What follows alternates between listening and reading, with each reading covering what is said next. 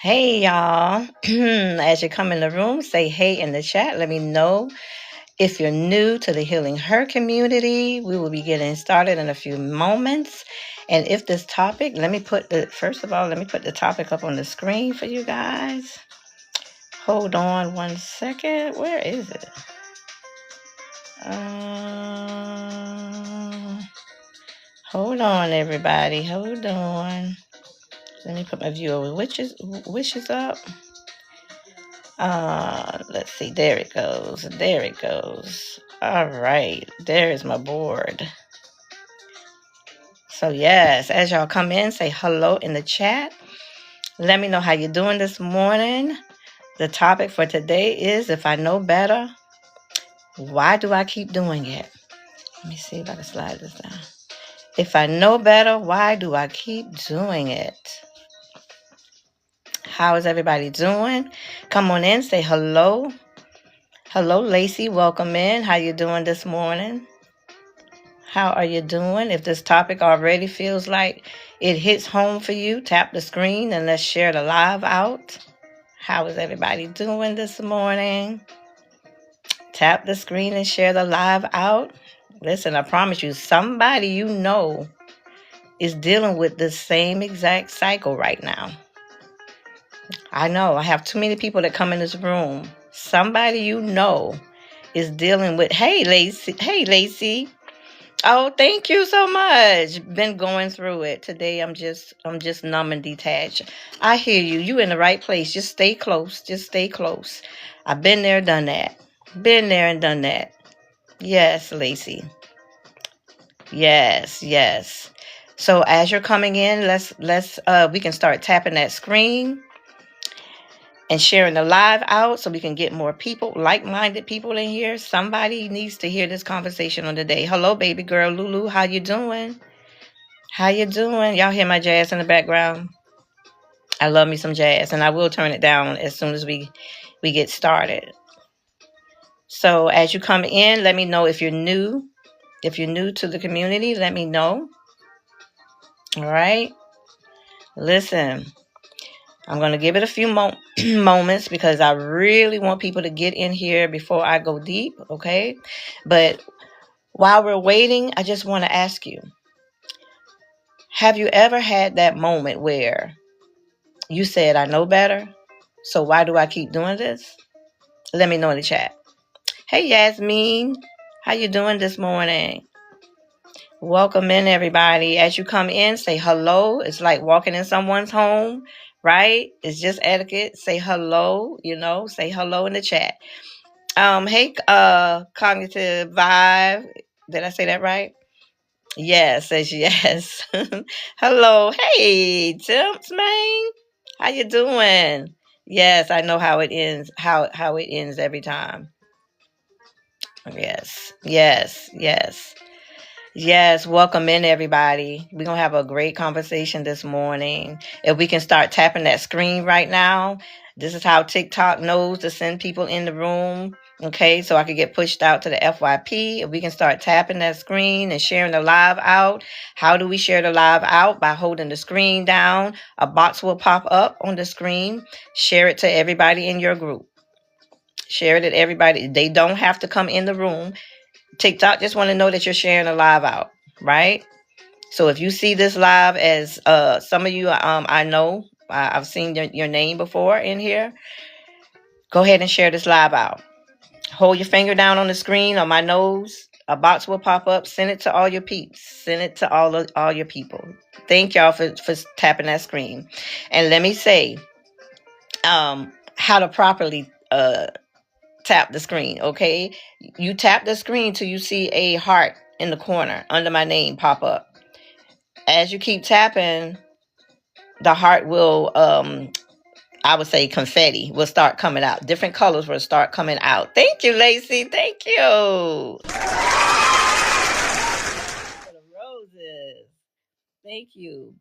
As you're tapping that screen, a heart will come up and colors will come. When you see the colors come from the heart, then you know you have tapped, okay?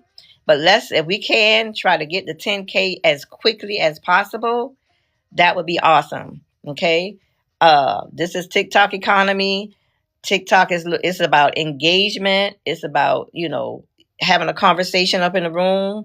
Without it, guess what? Can't get pushed out. TikTok will not see this room as as a place where they come in and engage. So that's why it's so important on this app. This app is a little different, okay? It's a little finicky.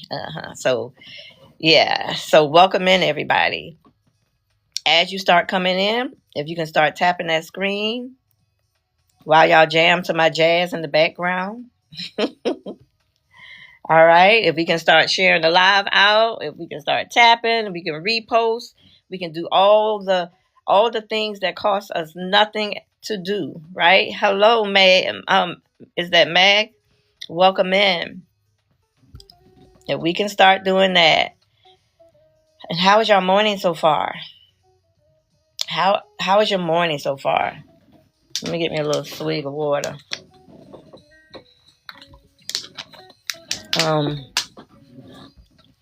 So yes, thank y'all. I gotta get me another phone so that I can help myself out as well. So if we could get to that 10K quickly, that would be awesome. So I had a question for y'all. Have you ever had that moment where you said, I know better, so why do I keep doing this? Like, you can literally see the pattern. Okay, you understand it. You even promise yourself that you're done. But somehow you still find yourself back in it. You still find yourself right back in the same situations.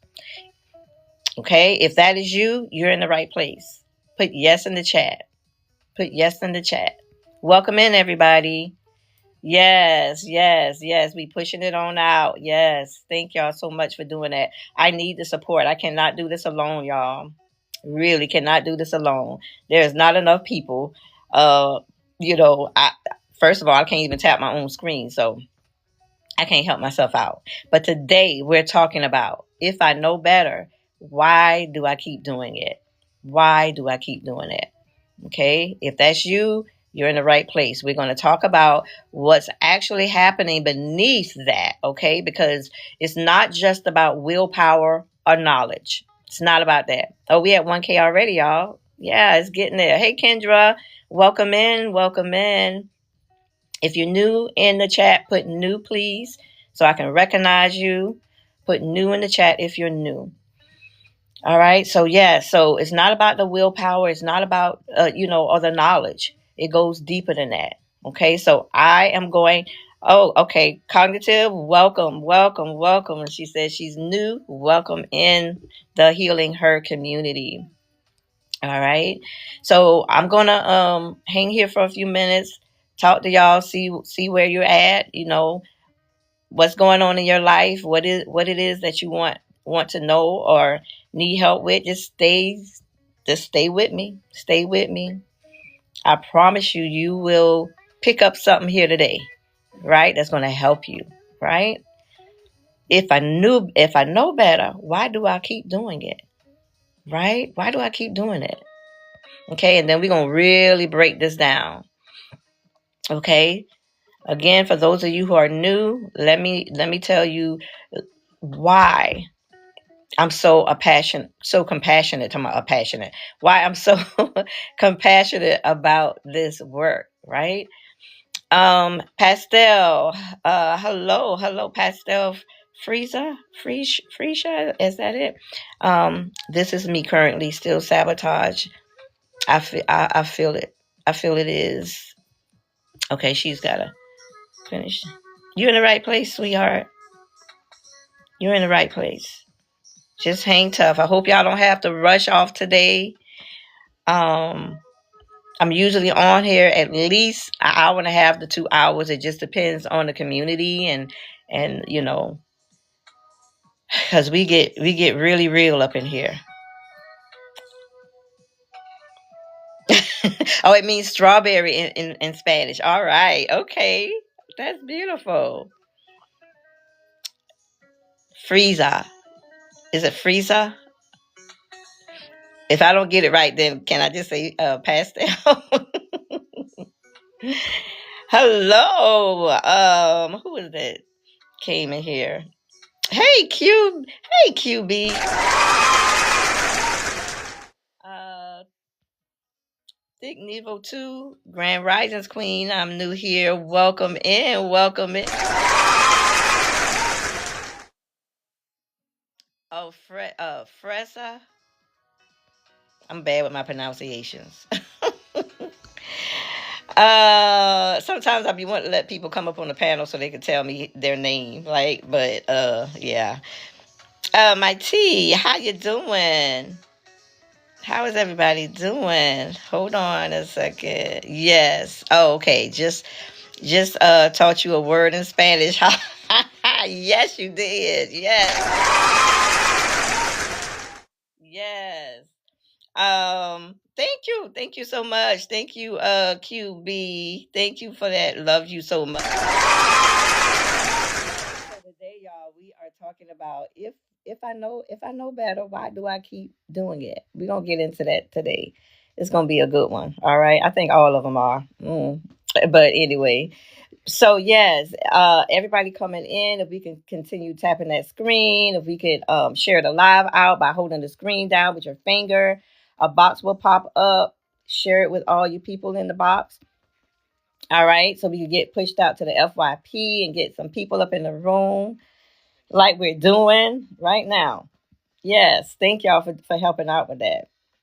If we could repost, that would be awesome as well. Those of you I hadn't mentioned yet, if you want to be a part of the Healing Her community, make sure you go up here by my name and get your, let's see, okay, I don't know what that is. You can go up here to get your heart meat. Okay, that is one coin. That is saying I'm not in here watching. I want to be a part of this community. So that's what that is. That's where you go and grab your heart meat. All right. So yes, I had something come up on my screen and I don't know what it was. Thank you, Lacey. Thank you for that. Let's see. I don't know what that is. Anyway. All right, hold on, y'all. I wanted to have songs with no words on it because I don't want that to. Yeah, let's see. I don't want it to interfere. I want you guys to hear me. And let me know if the music is too loud because I will turn it down. So, just a little bit about me, everybody. I've been divorced 3 times. For years, I thought if I could just find the right person, everything would finally work out. But what I eventually realized was that no matter who I was with, I kept, taking the same version of me into every relationship that I went into. I kept taking me. I struggled with boundaries. I would set some boundaries, but if they were crossed, you know, I, I would push the bar back even, again, right? There was no consequences. I overgave. I ignored red flags. I looked for, my worth in other people and being chosen. Hey, lady. Thank you for grabbing your heart, me. I look for my worth in other people. Hey, goddess. How you doing? Good to see you in the house today. Divine Risings there. Hello from Hurt to Healing. How you doing? Goddess Taisha, how you doing? Is that Tisha? You know I didn't mess up your name already. Hey, how you doing? How you feeling? Yes, it feels like the person who is hurting me is the only one who can make me feel better. Oh yes, it feels that way. It feels that way. I know. I know. Right? So every time every time a relationship ended, I found myself asking, why does this keep happening? Why does this keep happening to me? Right? So my healing journey began when I stopped focusing on changing other people and start looking at what is my beliefs? What are my beliefs? What are my patterns? Thank you for the populars. Thank you. What what are my beliefs? What are my patterns and wounds that I was carrying? Right. So today, I help women do the same thing because I know what it's like to lose yourself in relationships, right? Or you're so buried in your habits and patterns and identity of who you think you are that you know you don't know who you are. Okay? Not because, I have a perfect story, because I do not have a perfect story. Okay? Even as a coach, I do not have a perfect story. Thank you. Thank you, Goddess. Sent that lightning bolt. Thank you so much. Um, and so because I've lived through the pain, I've done the healing, and I'm continually doing the healing. And now, I just love helping other women realize, and men, because men come in here as well, that, you don't have to stay stuck in the same cycles forever. You don't. Hey, lady, thank you. This amazing platform and sharing your story. Thank you. You're so welcome. You're so welcome. Yeah, because I used to have shame around my story, right? I used to have shame around my story. I mean, I was told that I would never amount to nothing, or that I was, you know, by, the person that I was with. Oh, you gonna go back to where I found you from? Just crazy stuff right there, like that. That could have kept me, in my mind of feeling like, am I even worthy? Thank you for grabbing your heart, me. Thank you for grabbing your heart, me, QB. So yeah. So have you ever looked at your own life and thought, I know better than this. I know better than this. I know I shouldn't text him. I know I shouldn't call him. I know I shouldn't keep giving chances. I know I shouldn't keep abandoning myself. I know I deserve more. But somehow I kept doing the same thing anyway. Anybody know what I'm talking about in here? Put yes in the chat, right? If you've ever asked yourself that question, you're in the right place. Hey, BJ, you're in the right place. Yes, if you can keep, Lacey says, yes, ma'am. From hurt to healing says, I don't know how to see myself differently. Just hang on. Yes. QB says, all the time. Yes. Yes. Y'all, you're in the right place, right? Because if I know better, why do I keep doing it? Why do I keep doing the things that I know I shouldn't be doing? Why can't I do the things that I should be doing? Right? So you're in the right place, because today we're going deeper than relationship advice, right? We're talking about why something. Let me put it this way. Knowing something, we're talking about why knowing something and actually living it are two entirely different things. Feels comfortable. Yep, that's right.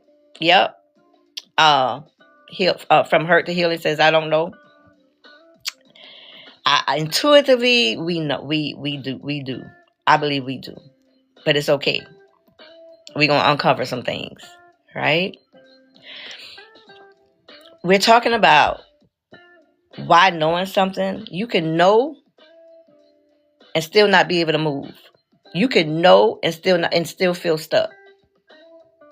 So actually knowing and living it are two different things. So as let's see.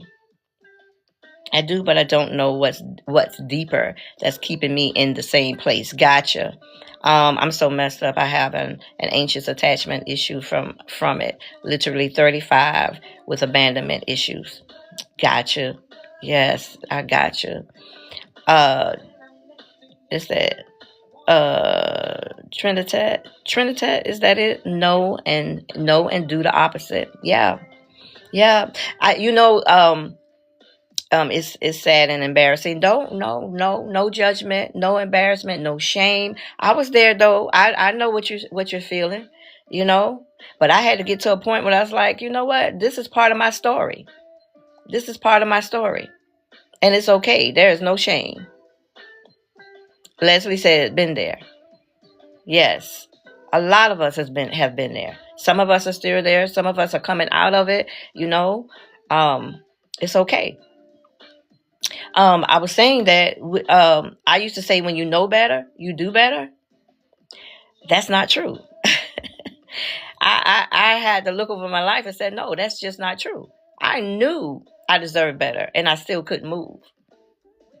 Most younger women have because men play games too. Yeah, yeah. I mean, you got men and women that play them games, but you hear it mostly from women, right? Yes, indeed. No need to be embarrassed because we are definitely not alone. Exactly, exactly. I love the platform because the people that come in, right, we are like minded. It's like, hey, we've some of us been there and done that, you right, and we can help the other person. And then people in the community come alongside and help. Like she just was like, no need to feel embarrassed. That's a beautiful thing. It lets us know that no, we're not alone. We're not alone. Lisa says, I envy the woman coming out of it because man, the light at the end of the tunnel takes forever. I know it feels like it takes forever. That's why I'm like, it's like I got to do this. I got to get outside my comfort zone and allow people to have the opportunity to get the information so that you can start to see the light at the end of the tunnel, right? Because some of us have been um, in I would say nervous system mode or survival mode for decades.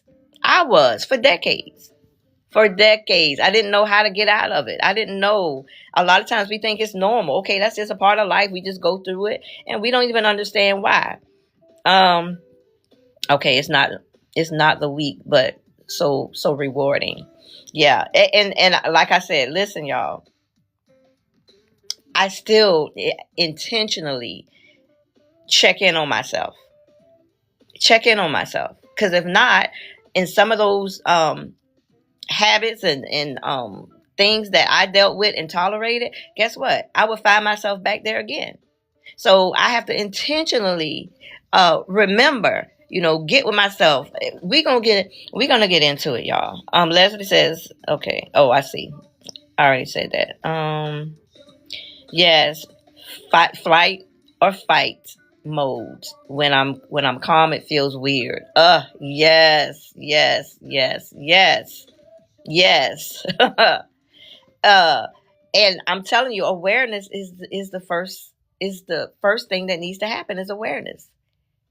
And some of you are in here, you are aware, right? So let's say from hurt to healing says I'm 40 in survival mode, but I'm tired. Yes. A lot of us are tired, right? But guess who the common denominator is? It's you. You get to decide to make a change for your life. You get to make that decision. We've been making decisions all our lives, right? But from what filter? From what filter were we making the decisions when we went into situations, right? Where we couldn't make the best informed decision for ourselves because of the baggage, because we were still in survival mode, that fight, flight, freeze. You know what I'm saying? So a lot of us we couldn't. And from the outside looking in, you will have people that say, because I used to say it, why don't they just leave? Why don't they just this? Why don't they just that? But there's more to that. It's not just mental. We got this body to deal with as well. The things that are so familiar, even though it's not healthy, but it's familiar. And it's like you're drawn in the familiarity, not in the what's healthy, because a lot of us don't know what is healthy. We've been so accustomed to living in survival for so long, we think that's normal. Some people think it's normal to do certain things until they see other people, and you start looking at them weird, but and wondering why they're not functioning like that. So, yeah, y'all. Hold on a second. Let me go down. Hold on. Let's see. Okay, here we go. But 35. My mom tries to keep me there, so I stay away. We have to outgrow our old self. Leslie, my whole family is like that. Okay, y'all talking to one another. A lot of mine too. It's crazy when we wake up. It's crazy when you wake up to it. Yes, yes. And I stay. I never leave. I'm the one who's left, so it makes it worse. Yes, yes, yes. Get your money up and leave. I'm trying to. Did I not feel it already while going through it? We can heal from what we don't. Let's say we can't heal from what we don't let ourselves feel. We gotta feel it. We gotta feel it. So many times we around here acting like nothing's wrong. I know the feeling, Leslie. I've had to distance myself before I shut down completely. It's too easy for them to leave, and they like control. Okay. Yeah. Y'all.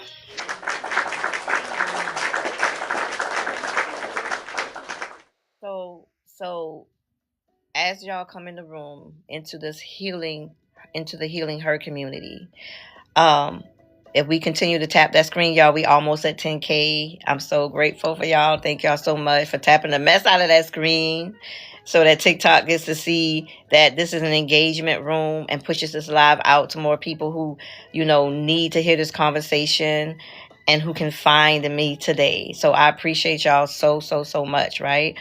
All right. So what's something you should stop doing, but you keep doing it anyway? Let me know in the chat. Let's have this conversation.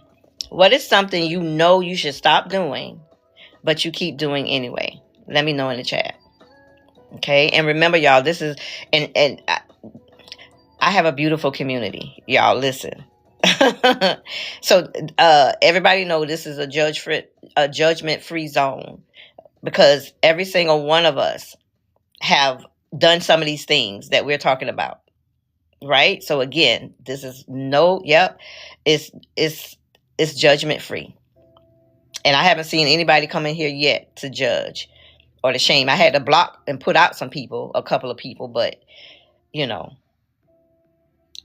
let's see.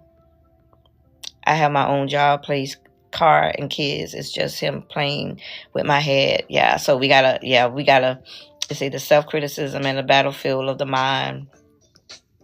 I left an 18-year domestic marriage. Good for you. Good for you.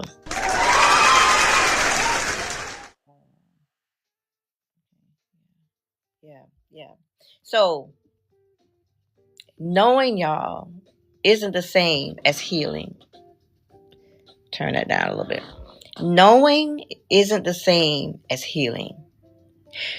One thing nobody told me after my divorce was knowledge doesn't automatically create change.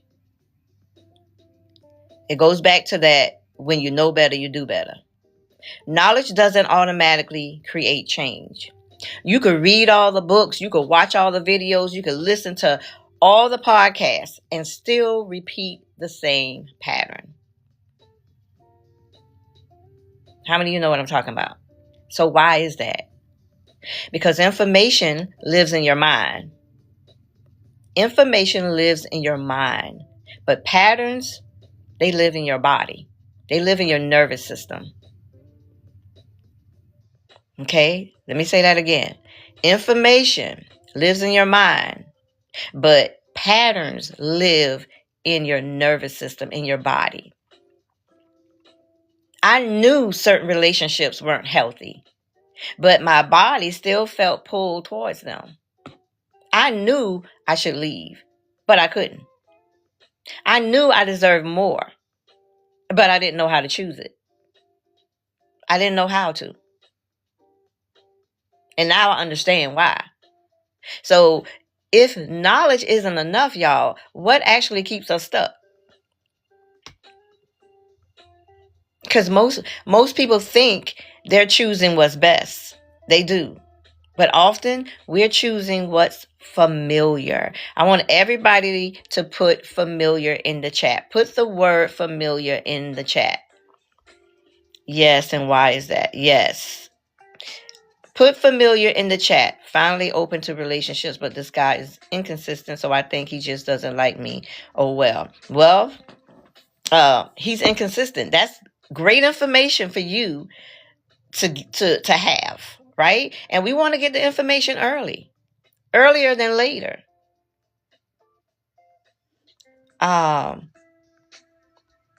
Sometimes we could be, caught up with, liking a person so much that we just ignore the red flag, and then we find ourselves in a situation that, oh, how y'all let me get away with the somebody gave me an animal sound and a cartoon face. Oh my, way with that. Oof, oof, oof. Okay, that's the animal sound. I don't know. I think I'm gonna take the cartoon face off because I don't know how to do that. I don't know.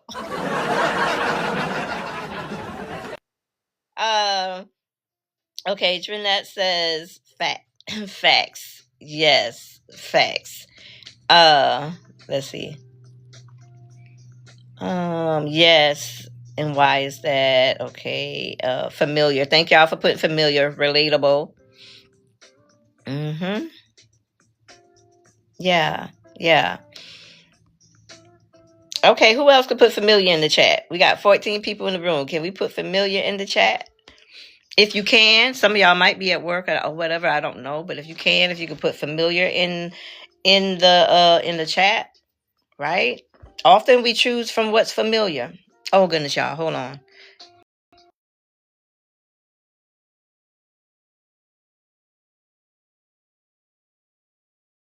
I had to put my do not disturb thing on. Yes, thank y'all. Right? We mostly we lean towards what's familiar. Listen, I know how to function in that. I know how to operate in that, and even though it's not healthy, but it's familiar. And it's not, we're not really conscious of that, right? Welcome in everybody. Anybody new in the Healing Her community, put new in the chat so I can recognize you. Put new in the chat so I can recognize you. So let's talk about it. A lot of choices we make as adults didn't start in adulthood. They started. Okay. Yes. Thank you for putting new in the chat, Trinette. It didn't start in adulthood. They started in childhood. Thank you. Thank you for the rose. Thank you for the rose from Hurt to Healing. As children, we learn what love is like. Yes, you said my name right. Okay. This time. Okay, thank you. We learn what love looks like. Right? We learn what relationships feel like and what we have to do to get our needs met. We learn that in childhood. If not through words, but through what we see, what we hear, what we don't see, what we don't hear. We learn that in childhood. So if growing up you felt unseen, you may find yourself chasing people who don't fully see you. Right? If you grew up walking on eggshells, guess what? You may find yourself attached to relationships where you're constantly trying to keep the peace. Kaylin, welcome in. How you doing? What if there was inconsistency? Then you may mistake emotional highs and lows for passion. You may not see anything wrong with the emotional highs and lows. Today you act like you love me, tomorrow you act like you don't.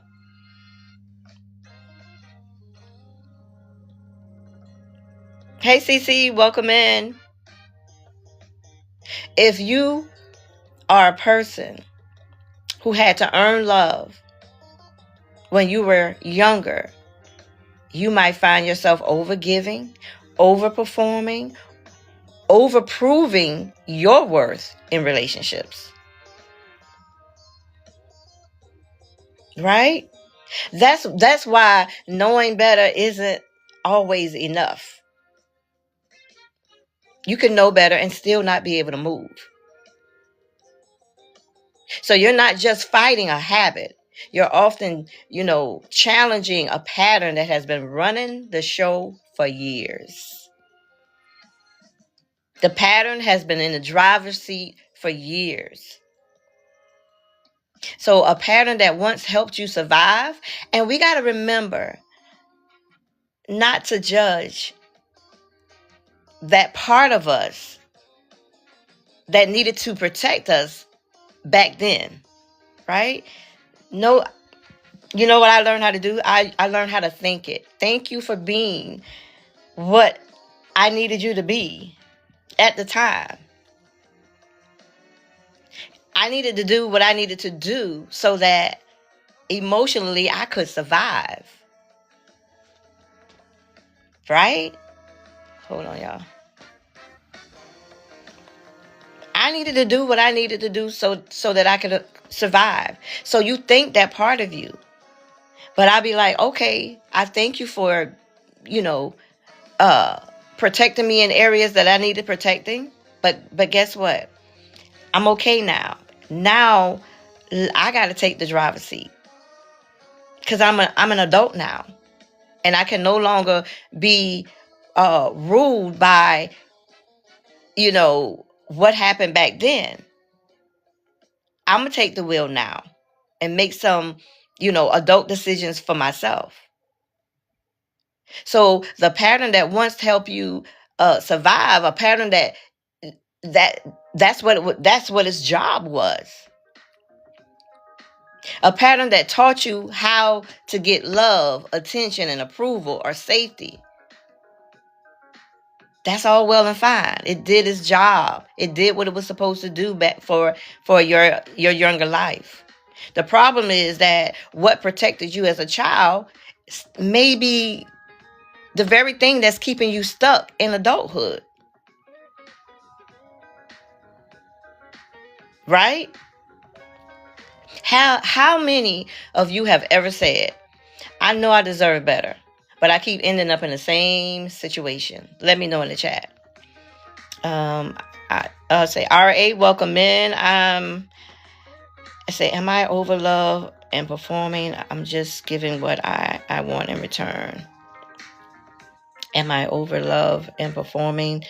I say, I'm just giving what I want in return. Yeah, we should. Yes. And I say this a lot.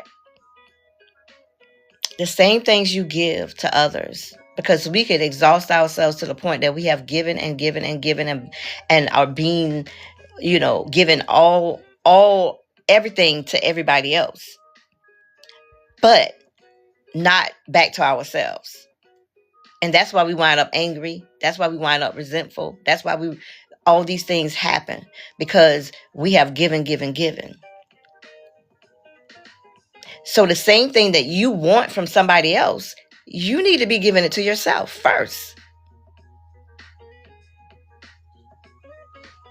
Trinette says me.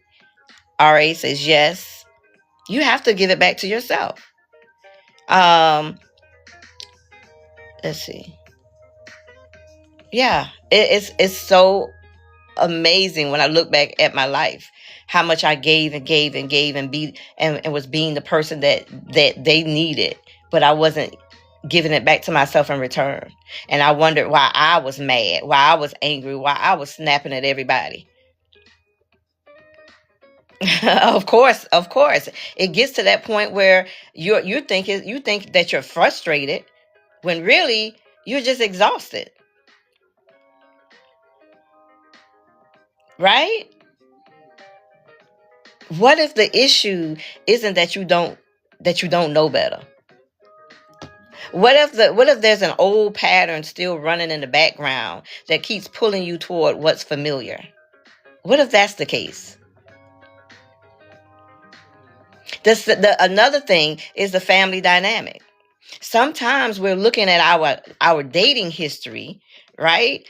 Trying to figure out why I keep choosing the same type of person. But the answer may be hiding in our family dynamic, right? No judgment to our families. I believe everybody doing the best they do with the information that they have.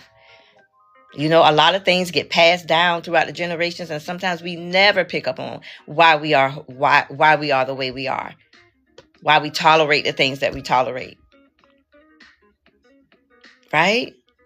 The way conflict was handled in your home, the way affection was shown or not shown in your home, the expectations placed on you, the role you played in the family. These are all family dynamics. All of those experiences can shape how you show up in relationships right now today. And sometimes we don't even put two and two together. Right? So if you were always, maybe you were the one who kept everyone happy and avoided conflict. Right? Now as an adult, you struggle to speak up for your needs because you're afraid of upsetting people. How many in here are still afraid to upset somebody else at the expense of yourself? Let me know in the chat. Trinette says, I know who I am, and I also have boundaries now. Yes, that old pattern for me, thank God, has died. I know better now. Yes. On my journey, I'm not allowing nothing I don't deserve, girl. Yes. Ari says yes, me, yes. Yes. Right?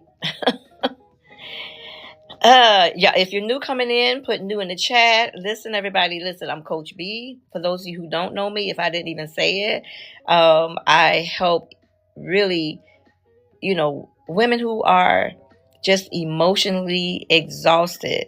I help heal from, divorce or, relationship patterns. I just want women to really reclaim who they are, who they always were. It's just buried under all the stuff. And so I love helping women just uncover these things, right? And because we are already whole. We are already enough. We are already worthy right now. Even in the midst of what you're going through, you are already whole. There is nothing missing. There is nothing broken. Right? We're just focused more so on our past and thinking that is our identity. Right? It's like some things from our past is beautiful. We want to bring with us into adulthood. Some things we got to recognize that need to stay back there and don't need to be brought into adulthood. Right? So I love what I do, especially even being here on here, because so many people come in here and are just exhausted and don't know what to do.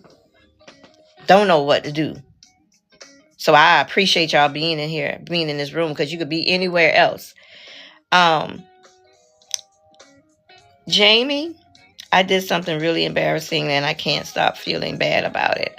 Oh, Jamie, we all do something embarrassing. It's okay. So you're all in your head about it, right? You overthinking it, right? I can remember some embarrassing things right now, and now I can just laugh about it.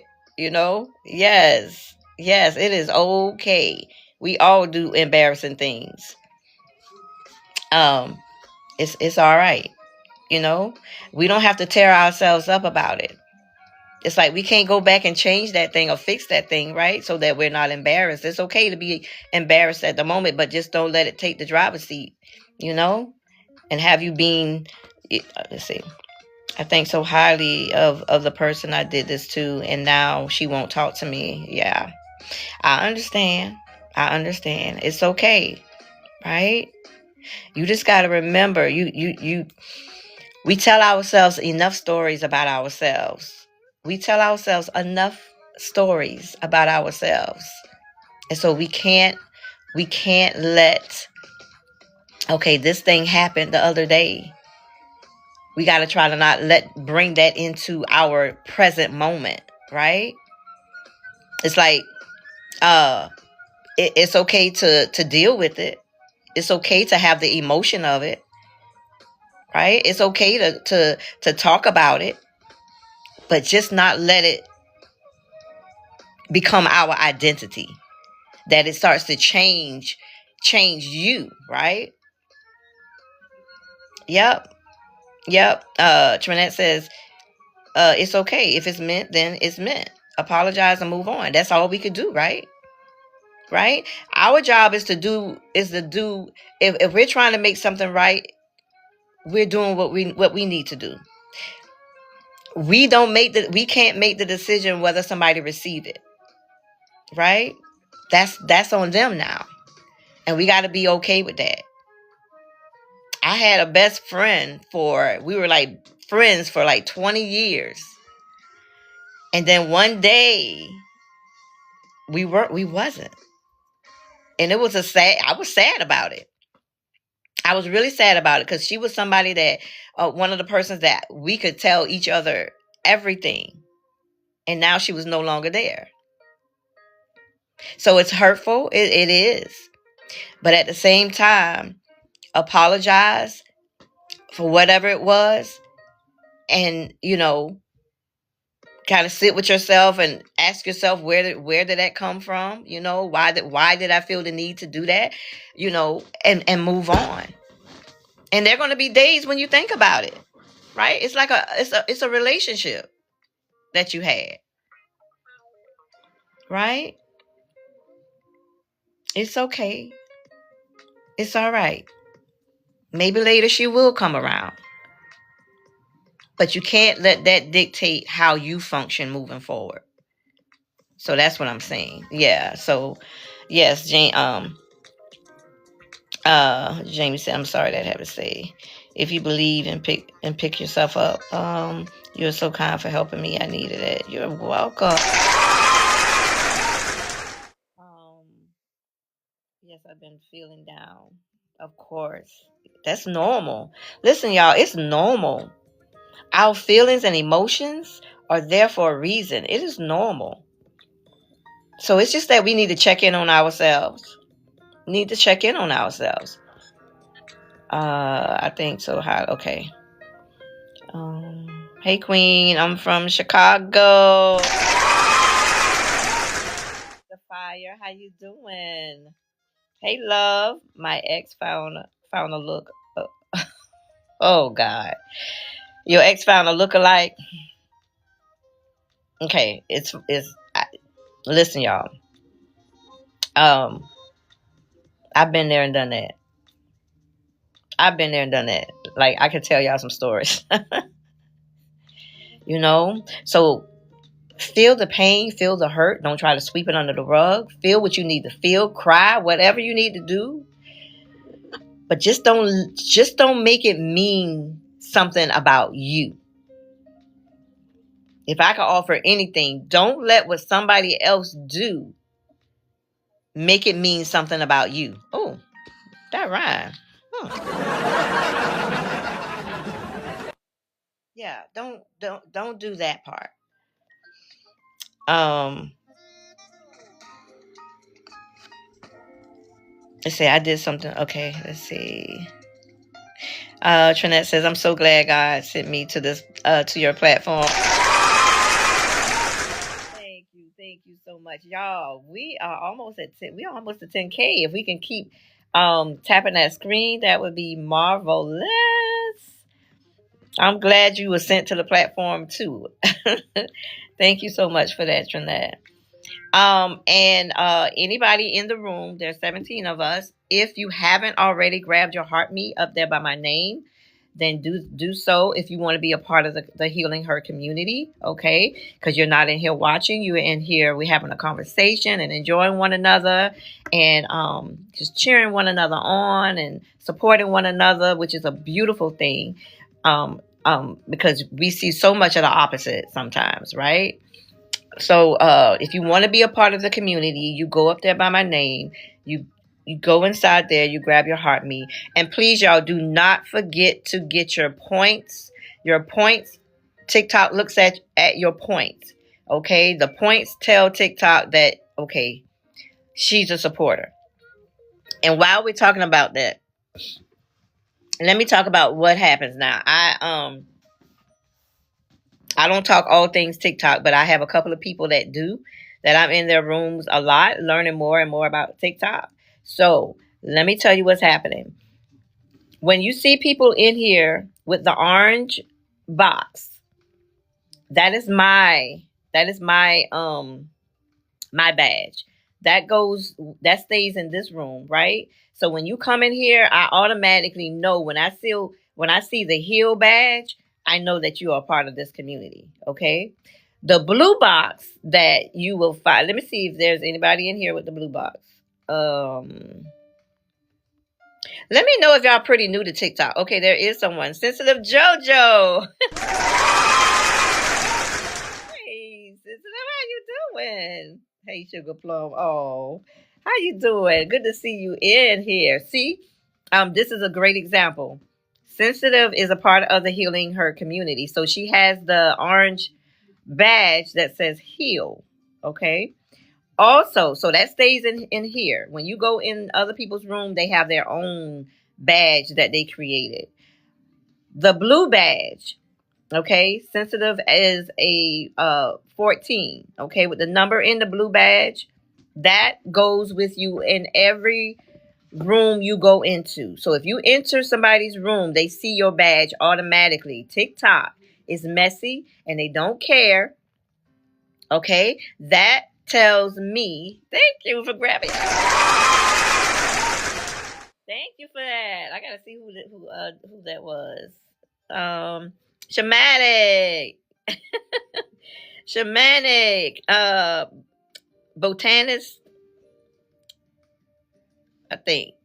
Number 47 fan club and became number 47 fan in the fan club. Thank you for that. So the blue box goes with you everywhere. I'm gonna get back to the topic, y'all. The blue box goes everywhere in every room. So, like I said, TikTok is messy. They tell us, the host, how much of an engager you are, right? If you don't have a box, and that's why I asked who is new to the platform, right? Because if you don't have a badge at all, that tells me two things. Either you're new to the platform or you don't care to support. That's what it tells me. And when you go into some of these rooms, y'all, I'm telling you, I've experienced it. That's why I want to tell y'all somewhat a little bit of, TikTok etiquette, because when you go in some of these rooms and it may be something that you want to hear that they're talking about, if you're not being supportive in the room in some kind of way or fashion, guess what? They won't even answer your questions. And some of them will bust you out. They will literally call your name and say, Coach B, you've been in here a couple of days and you hadn't done anything in here. What's up with that? Like real. Of course, that's just not my personality. I'm not going to do that, but I am going to inquire and let you know that if you plan on being, we at 10K. am going to always give you the information because I want you to know. I don't want you to be going into rooms where um you don't have a badge yet. You don't have see, and shamanic has a badge too. I don't want you, and how you get the badge by supporting, right? By, grabbing your heart meat. If you don't give your heart meat out to everybody, y'all. Only give your heart meat to people, communities that is, that is serving you in some kind of way or fashion. Don't just be giving your heart meats out to everybody. Okay, because it is one coin for the heart meat. Every time you come in the room, you go up there and you grab your heart meat. Okay, so that's all. For now, I guess that's all I wanted to say. But I wanted to make y'all aware of what's happening on this, because this is an engagement, interaction, and talking community, and platform. And if you're as a host, I could not get the 10K by myself, right? I could not. So I appreciate all the gifts. I appreciate everybody that's power sharing the live out, commenting, us having a conversation in here. I appreciate y'all tapping the mess out of that screen. And every 5 minutes, come back to tapping the mess out of that screen. I appreciate the repost. I appreciate all of that. Because like I said, I could not do it without y'all. Let's see. Trinette says, I don't know how to do the extras. Going to have my daughter to show me. That's the best person to get. Just get your daughter. They know all about about this stuff on TikTok, right? But for those of you who really want to learn, because you plan on at some point going live, like I am, like becoming a live host, then there's Dr. T. Okay, she's the first room that I went in and felt comfortable in, that teaches all things TikTok. So if you want to go into her room, it's Dr. T. All you have to do, and the name of it is Goal Diggers, GOAL Diggers. Okay, that's one of the rooms. Another room, which I am in her agency, is Dr. Lisa. Okay, you can, and I think you find her through that name, Dr. Lisa. Those two rooms, yes, I would say definitely go in. All right, if you want to eventually become a live host. All right, so let's get back into the topic. Let me see.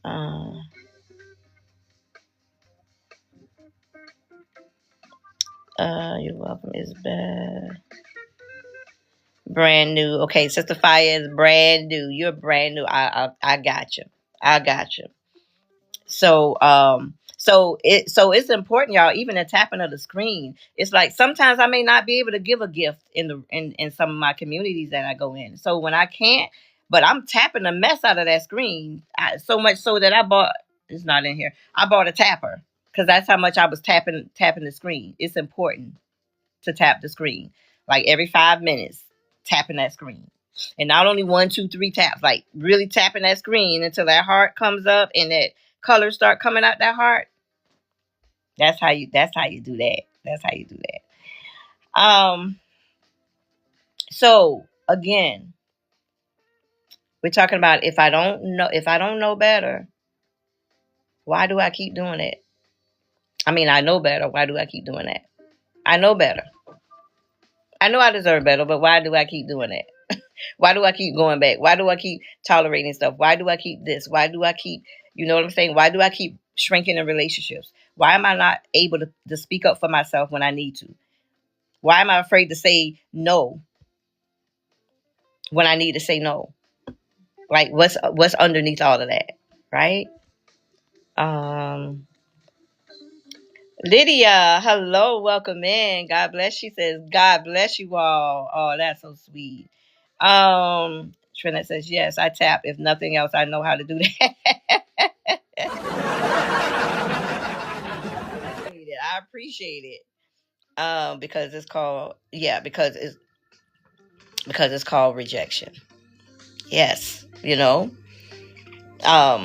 sometimes underneath that, that's what it is. It's like we were rejected somewhere down the line, right? And so sometimes when we haven't done the work or haven't begun our journey, we'll go into another relationship expecting to be rejected, right?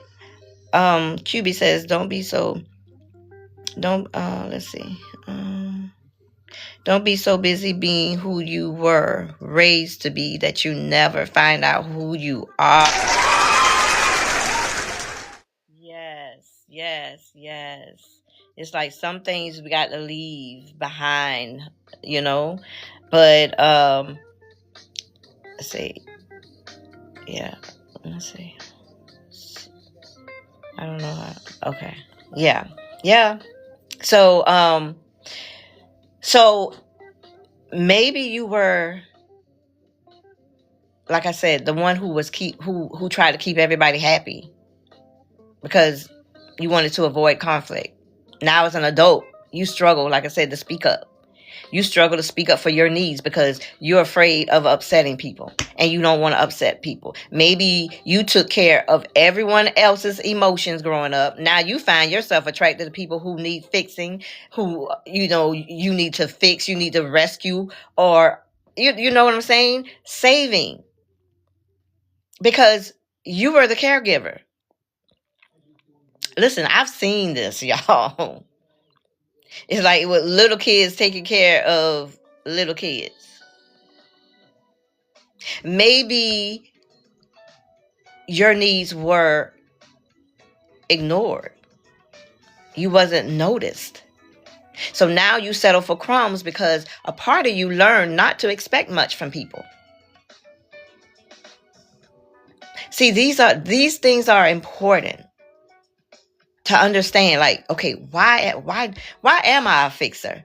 Why am I a people pleaser? See, a lot of times we already know what we do, right? I already know I'm a people pleaser. But why am I a people pleaser? Some of us, receive praise only when you performed or succeeded. So now you feel like you have to earn love instead of simply receiving it. Some of us can't even receive love. So when you ask, if I know better, why do I keep doing it? Sometimes it's because you're not just making a choice from the woman you are today. You're an adult now, but you're not making choices from the woman you are today. You are reacting from patterns that were formed years ago in families, in a family system that you grew up in. And some wasn't as bad as others, but still it created an identity. Well, we thought, okay, this is who I am. I've been doing it forever. I've always done that. You hear people say, I've always done that. I've always been that person. Like it's just like it's nothing. I've always been a people pleaser. I've always been the one to try to fix people. And they don't think nothing of it. They think it's just normal because that's all they have known. That's all they've been doing. So until those patterns are brought into the light, they can keep influencing your relationships without you even realizing it. How many of us in here have really sat with ourselves and asked ourselves, okay, what are my patterns? What is it that I keep, hold on y'all. What is it that I keep doing over and over again? What is the pattern? Have anybody asked yourself what the pattern is? Dysfunction. Yeah. Have to change the cycle. Trinette says, have to change the cycle. Traveler, hello, how you doing? Do you think I'm more righteous than... Huh? Yeah, I'm Traveler. We're not talking about that. We're not talking about that. That's not the topic. Hey, Tom. How you doing? Thank you. Tom says, God bless you. Thank you. Uh, yeah. Yes, have to change the cycle. Have to change the cycle, y'all. Have to change the cycle. Have to. You got to bring the patterns into the light. If not, they will continue to influence your relationships.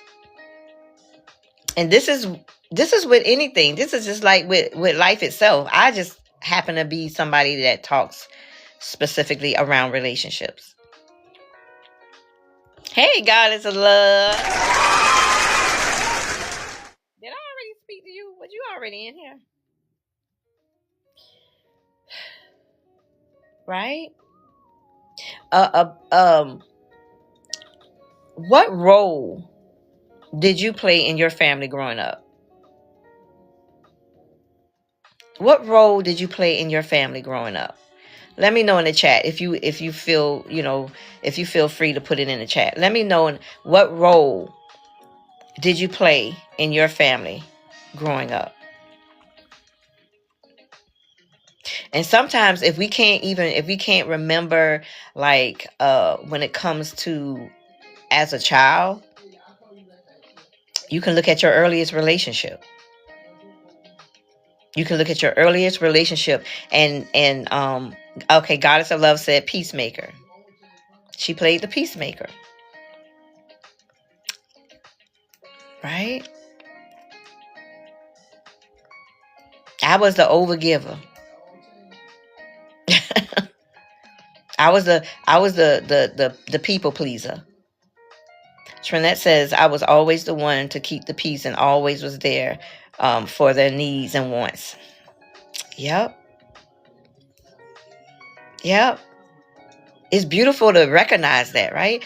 Sister Fire says, people pleaser, always trying to fix things. Yes, I was always giving, giving, giving. Yes, that was me as well. Yep. Exactly. Exactly. Some of us were the caregiver. Some of us was the responsible one. You had to be responsible for everybody. Some people were the invisible one. Like they didn't feel needed or cared for. And how might that role still be showing up in your relationships today? Trinette says, yes, indeed. I was always giving. Okay, yeah, I said that. Yes, indeed. How might those same roles still be showing up in relationships today? And maybe you didn't recognize it. You were just functioning in it as it, like it was a normal thing to do because I've always done that.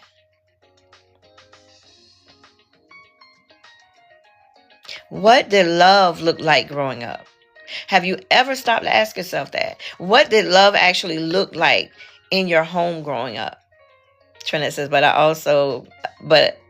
was also called mean but caring.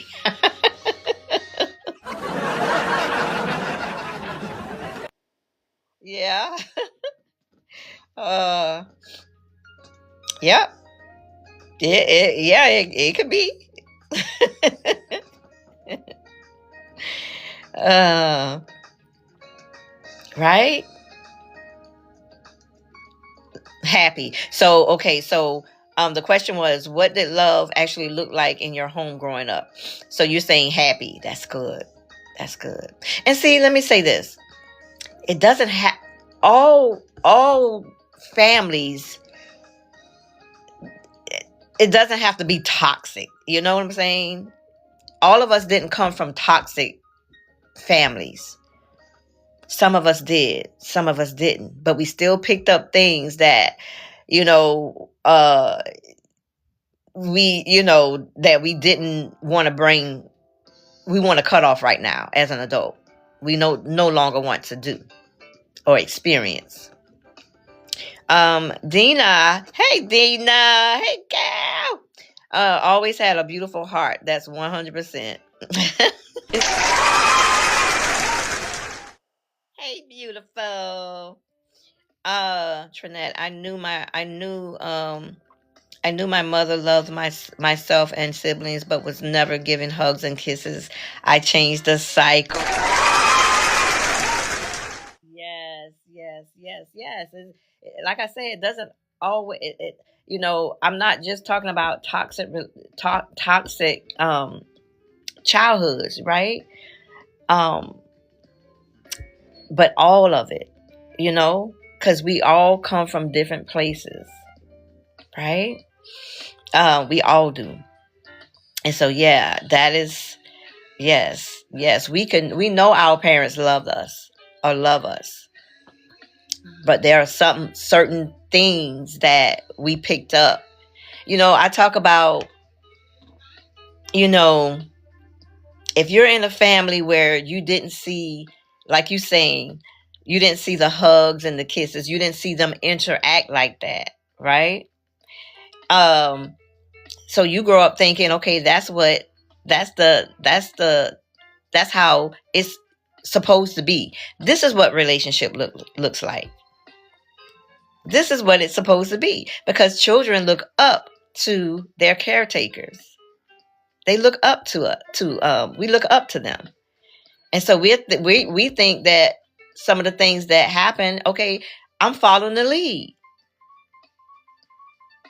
I'm following the lead. So we pick up things and some things we make mean stuff that doesn't.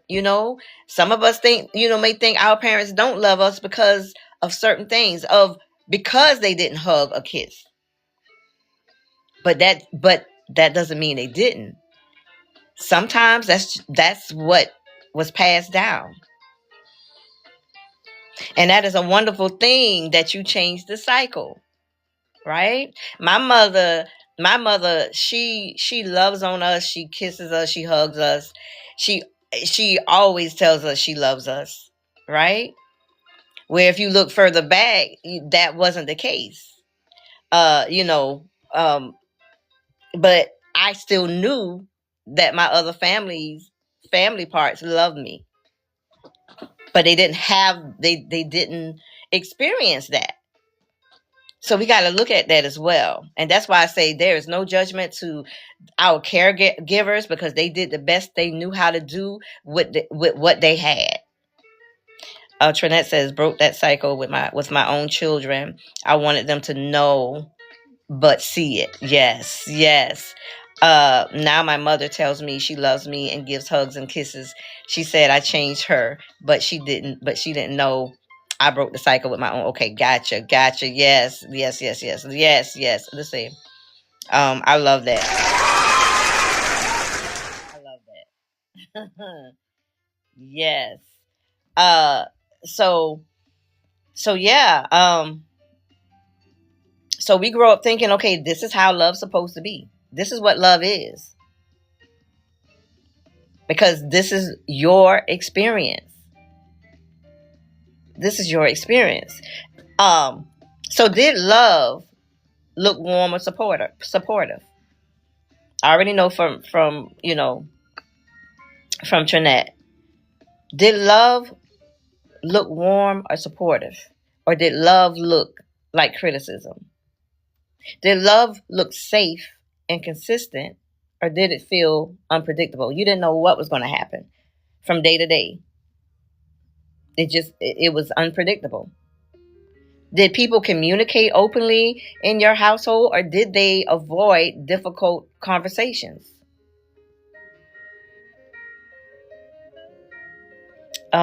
But I was also okay. um, did you feel did you feel accepted for who you were, or did you feel like you had to earn approval? We don't think about these things until somebody like starts talking about it, and we're like, huh, yeah, I never thought about that.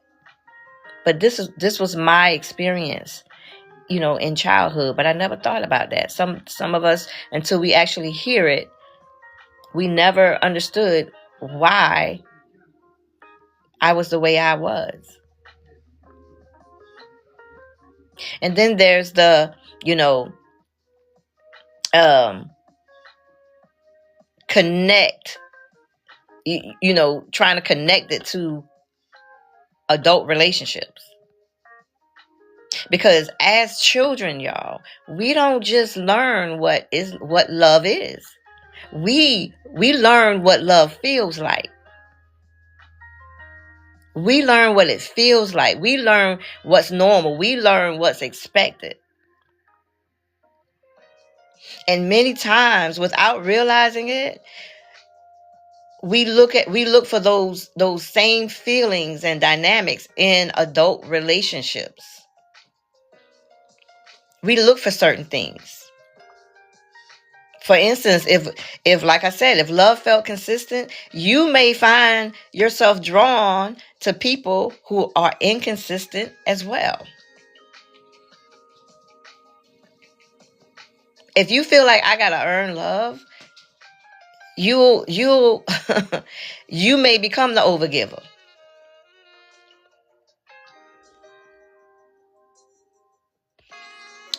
Uh, hold on a second.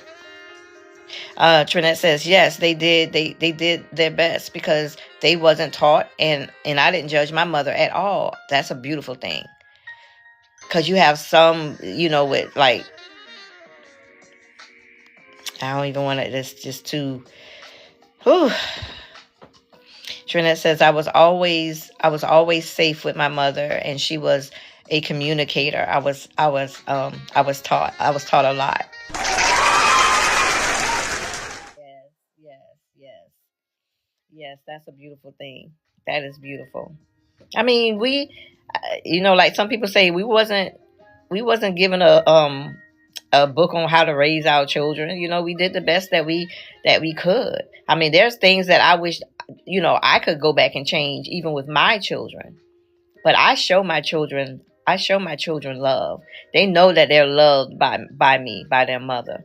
They understand that, I wasn't perfect, and we all make mistakes. And some of us don't even realize, right? We don't even realize sometimes the effects until later on. And some are more, you know, uh, not as good as others. But I believe that no matter what is going on or what happened, we can change. We can change that dynamic, right? So again, if you were used to being criticized, guess what? No wonder you may tolerate being treated poorly. No wonder.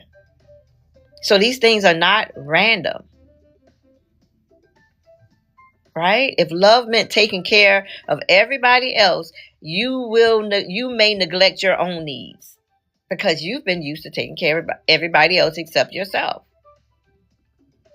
So this isn't, like I said, this isn't about blaming our parents or our families or our caretakers. It's just about becoming aware. That's what it's about. It's about becoming aware and getting an understanding. Because you can't change a pattern that you don't see. If you don't see it, how are you going to change it? So once you understand what love looked like growing up, now you can start asking yourself, is this the kind of love I want to continue creating in my life? That's the question. Is this the kind of love that I want to continue creating in my life?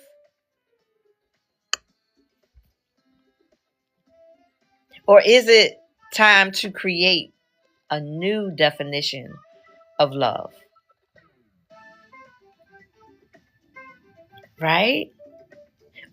we're not I believe our caretakers would love for us to have this healthy relationship. They wouldn't want us to stay in stuff where we're not, our desire is not being fulfilled.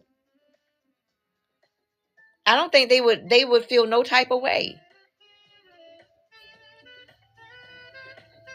But we gotta see, we gotta be able to okay, where did this come from? Where did I pick this up from? And do I want to carry this with me forward, or do I want to, have a new definition of love? I know what I saw, I know what I was taught, but do I want to continue on in that belief system, or do I want to create another one? We're adults now. We get to make that decision for ourselves. We get to do that. Goddess of Love says, yeah. Let me go down. Trinette says, I can write a book about my mother. I love her dearly. Oh. Yes. Yes. I wish I could change some things with raising my children, but I did my best. Yes, we did our best. We did our best with what was given to us. We did our best. And you get it together later.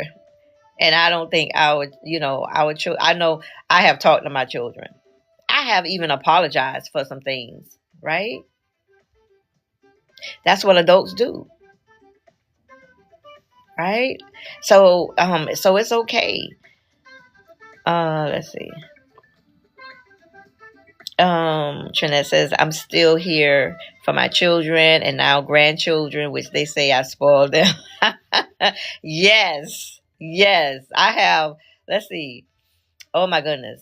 I have 9 grandchildren and 3, getting ready to be 4, no, getting ready to be 10 grandchildren and 3 great grands, getting ready to be 4 great grands.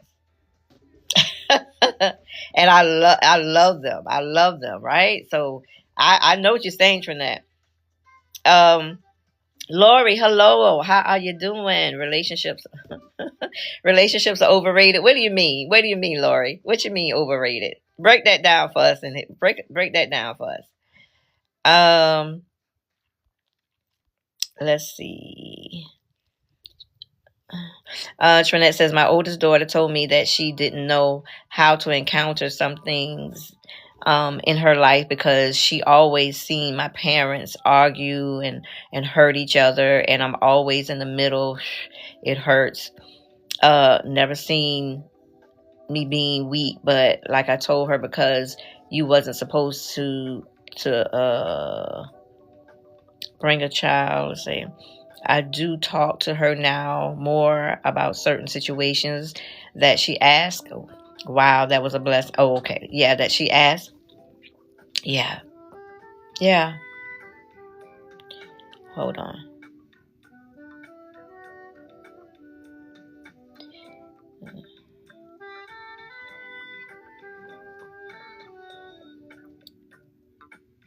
Yeah.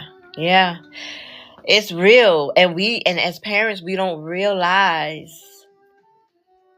the effect some things have on our children when they're sitting and hearing things and seeing things and feeling things, and yeah. And sometimes we won't know until later. Some things I didn't know till later, when some things were, told to me. But some things I knew on my own, was like, oh my God, if I could go back and change that, I would. But I have to start from right here, right? From when I first realized, okay, I got to do better. And now, my children have this great relationship with their children, right? Not perfect, because not perfect, but it's beautiful. When you know that when you can know without a shadow of a doubt that your parents love you, even though they didn't get it all right, and some things happen. Let's see. Wow, that what a blessing. I have 8. My son has 6. My daughter has 1. Right. Wow. Yeah. I had to apologize to my children as well about something, and it was expected. Yeah. Yeah. We're not too old to apologize to our children. We're not too old. We're not that. Just because you are an adult doesn't mean that. Oh, I ain't got to apologize. You my child. That's what we say. That you my child. I'm not your child. And what does that mean? What does that supposed to mean? No, aren't we still teaching our children that it is okay that to go back and try to make it right? Go back and apologize for some things that happened. We're teaching them. We're always teaching, whether we realize it or not. We teach the little people what love looks like. And so um creating deciding to create a new definition of love, that's a strong bridge. That's uh, that is powerful, because knowing better isn't the same as rewiring what you've been taught love looks like and feels like. We got to rewire some things. Healing is learning that familiar isn't always healthy. And that's a problem right there, because it's like we lean into that. But healing, we got to learn that just because it's familiar doesn't mean it's healthy. It doesn't mean that. And we got to learn too that healthy may feel unfamiliar. Why? Because we have been so accustomed to the familiar. We've been doing it for decades, some of us. And so, of course, it's going to feel unfamiliar at first. But you got to stay steady and intentional and watchful, being aware. This is part of what we do in healing. Some of us learn what conflict looked like. What did conflict look like growing up? Some of us learn because the way we learn to handle conflict as children often become the way we handle conflict as adults. Trinette says, yes, I agree. How we learn to handle conflict as children, we bring it into adulthood. We may bring it into adulthood. When people disagree in your home, what happened?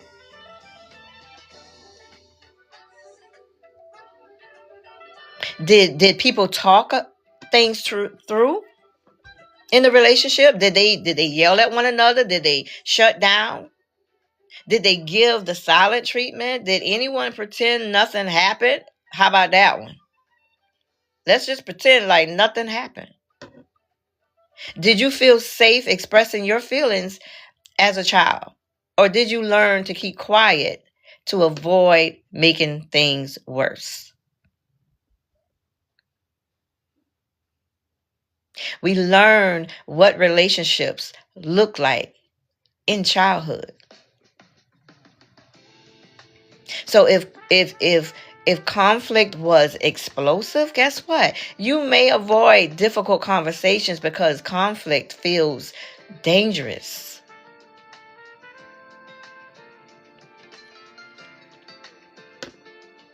You may struggle to address issues that need to be addressed and hope that they'll just go away. How many of us has done that? I've done it.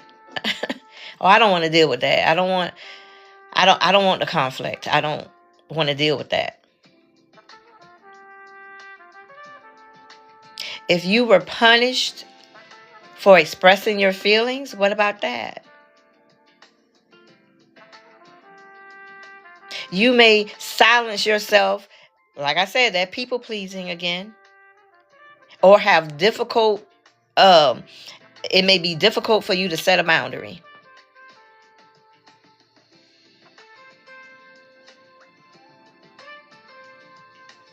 And so what if you was the person that had to keep the peace?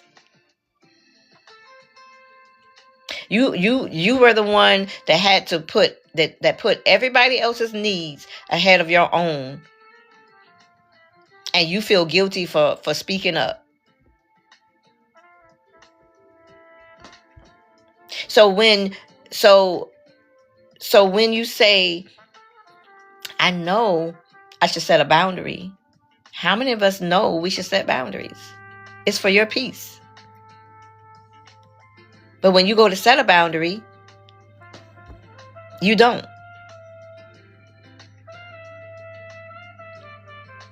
Or you need to have a conversation with somebody, but you avoid it. It may not be because you don't know better. We do know better. We know when we need to have a conversation. We know when we need to set a boundary. But that nervous system learned that conflict wasn't safe. Hey, Heather, welcome in. Your nervous system learned this ain't safe. And so healthy relationships aren't relationships without conflict. There may be conflict in a relationship. Healthy relationships are relationships where conflicts can be handled with honesty, with respect, and with repair. So there will be conflict, but how we handle it is another thing. So the goal isn't to avoid the conflict. The goal is to learn how to move through it in a healthy way.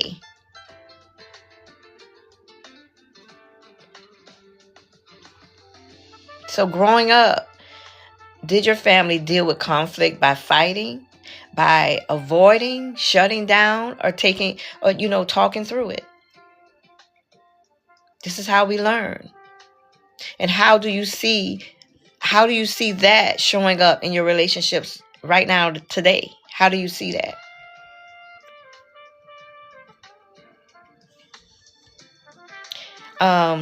Trinette says boundaries is a part of my journey, and it's for me, but set for individuals. Yeah, exactly. Right? We used to have family meetings and getting through the situation. You say you used to, Trinette? I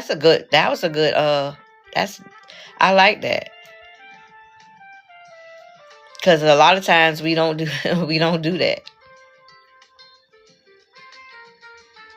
Right? What about affection, y'all?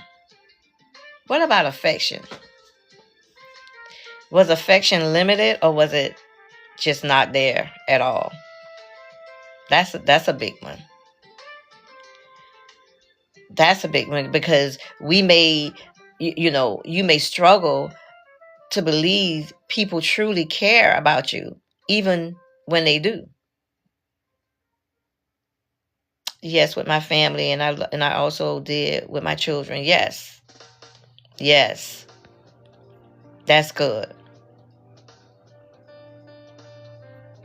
So we have all these different, things that we have picked up. Hey, big boy, how you doing? We have all these, things that we have picked up somewhere or created in our own minds that now as adults, I'm doing well. Thank you for asking, big boy. Thank you so much. That we have picked up on our journey called life that may not need to come with us in adulthood, may not need to go with us into another relationship.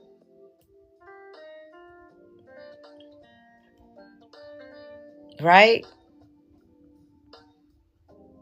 So if you feel like, affection was conditional, you may feel like you have to earn love through performance or achievements or taking care of everybody else. If it was inconsistent, how many of us have went into inconsistent relationships? Yes, y'all. If we could start tapping that screen, if we could keep the hearts going up that screen, we could really take this get this number way up. Right now we're at 16K, which is good. But I've been on since like 9:30. Oh goodness, we should be way up there, way up there. Um, so if we could, I can't see that, big boy. I can't even see that emoji. Let's see. Oh, you raising your hand? I had to put my glasses on for that. You raising your hand, big boy? Okay, you want to act? Go ahead. You wanted to ask a question?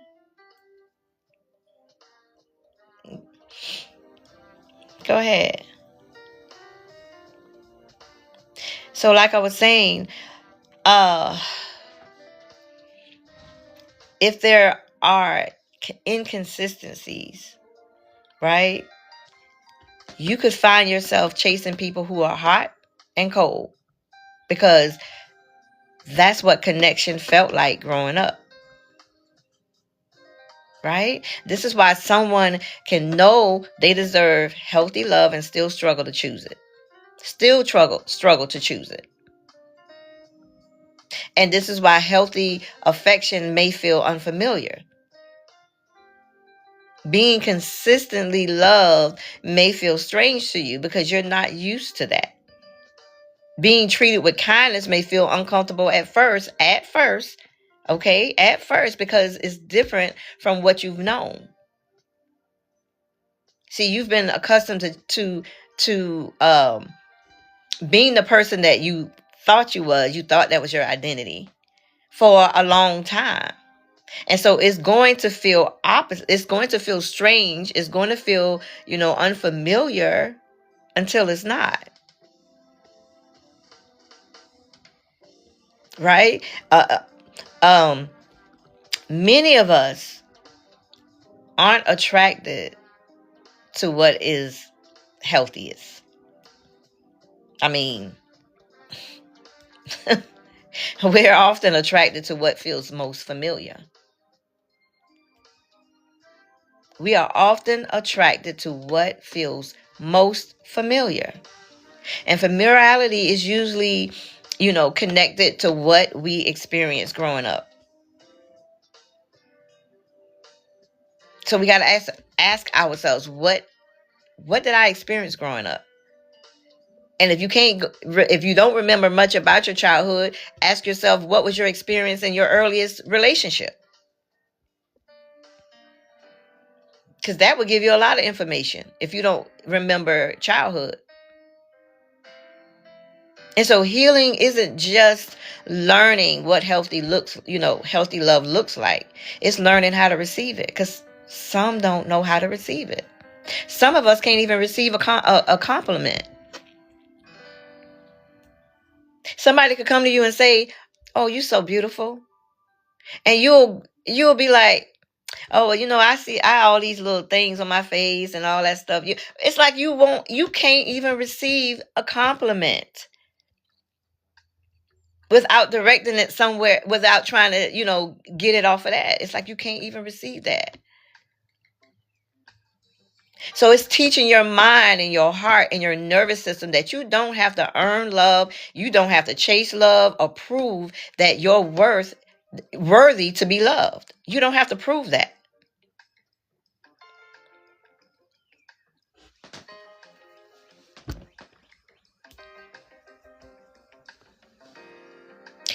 Um, Big Boy said, if your parents never showed you love, how do you know what love is?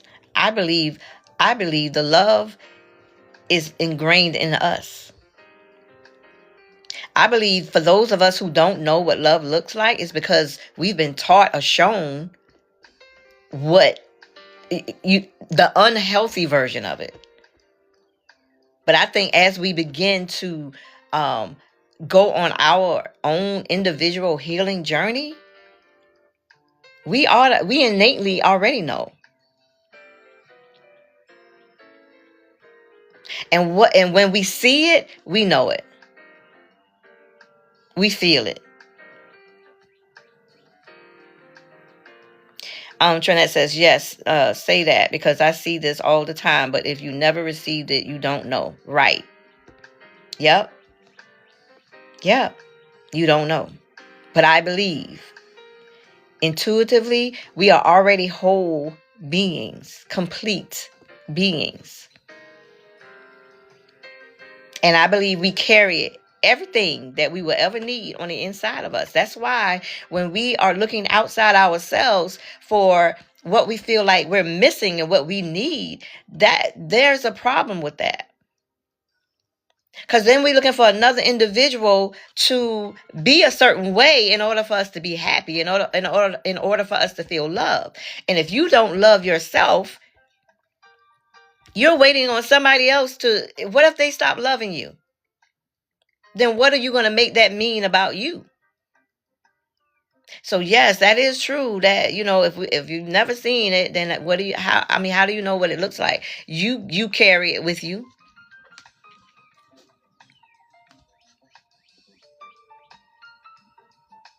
Look at all the love you give to other people without giving it back to yourself. Look how you treat other people better than you treat yourselves.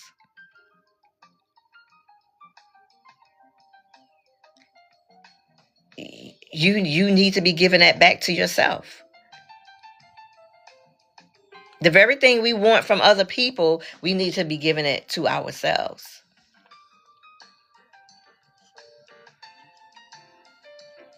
When you think about your childhood, how was affection shown in your family?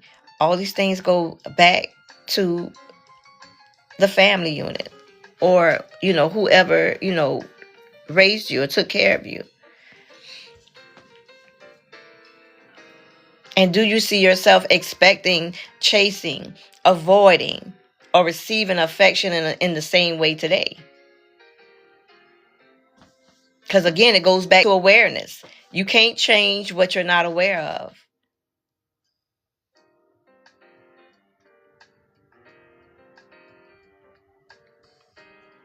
Right? What does safety look like growing up? Not just physical safety. I'm talking about emotional safety. Did you feel safe expressing your feelings? Did you feel safe making mistakes? Did you feel safe being yourself? Did you feel safe disagreeing with people? Because some of us have a problem with disagreeing with people. No matter what they say or what they do, you agree. You can't say, I don't agree with that now.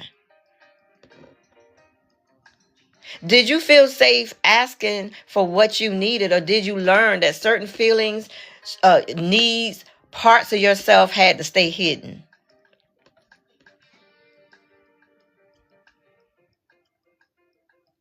Did you feel emotionally safe? You may find it easier, if you felt emotionally safe, you may find it easier to trust people. You may find it easier to open up and be vulnerable and communicate your needs. Right? That's if you felt emotionally safe. But what about if you didn't? Hey, Butter Rob. Did I say hey to you? What if you didn't feel emotionally safe? Then you may keep your guard up. You may struggle to trust people or fear being rejected if someone sees the real you. How many of us take our representative to the first date? Well, you're going to always put your best foot forward.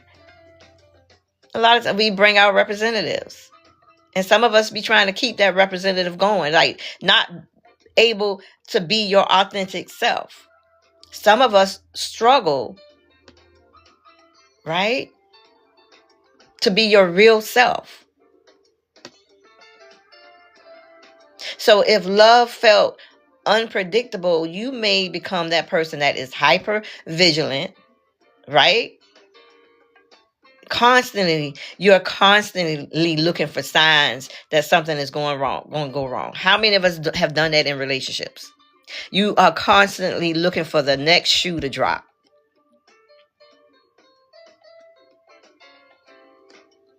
Hey Sabrina, how you doing?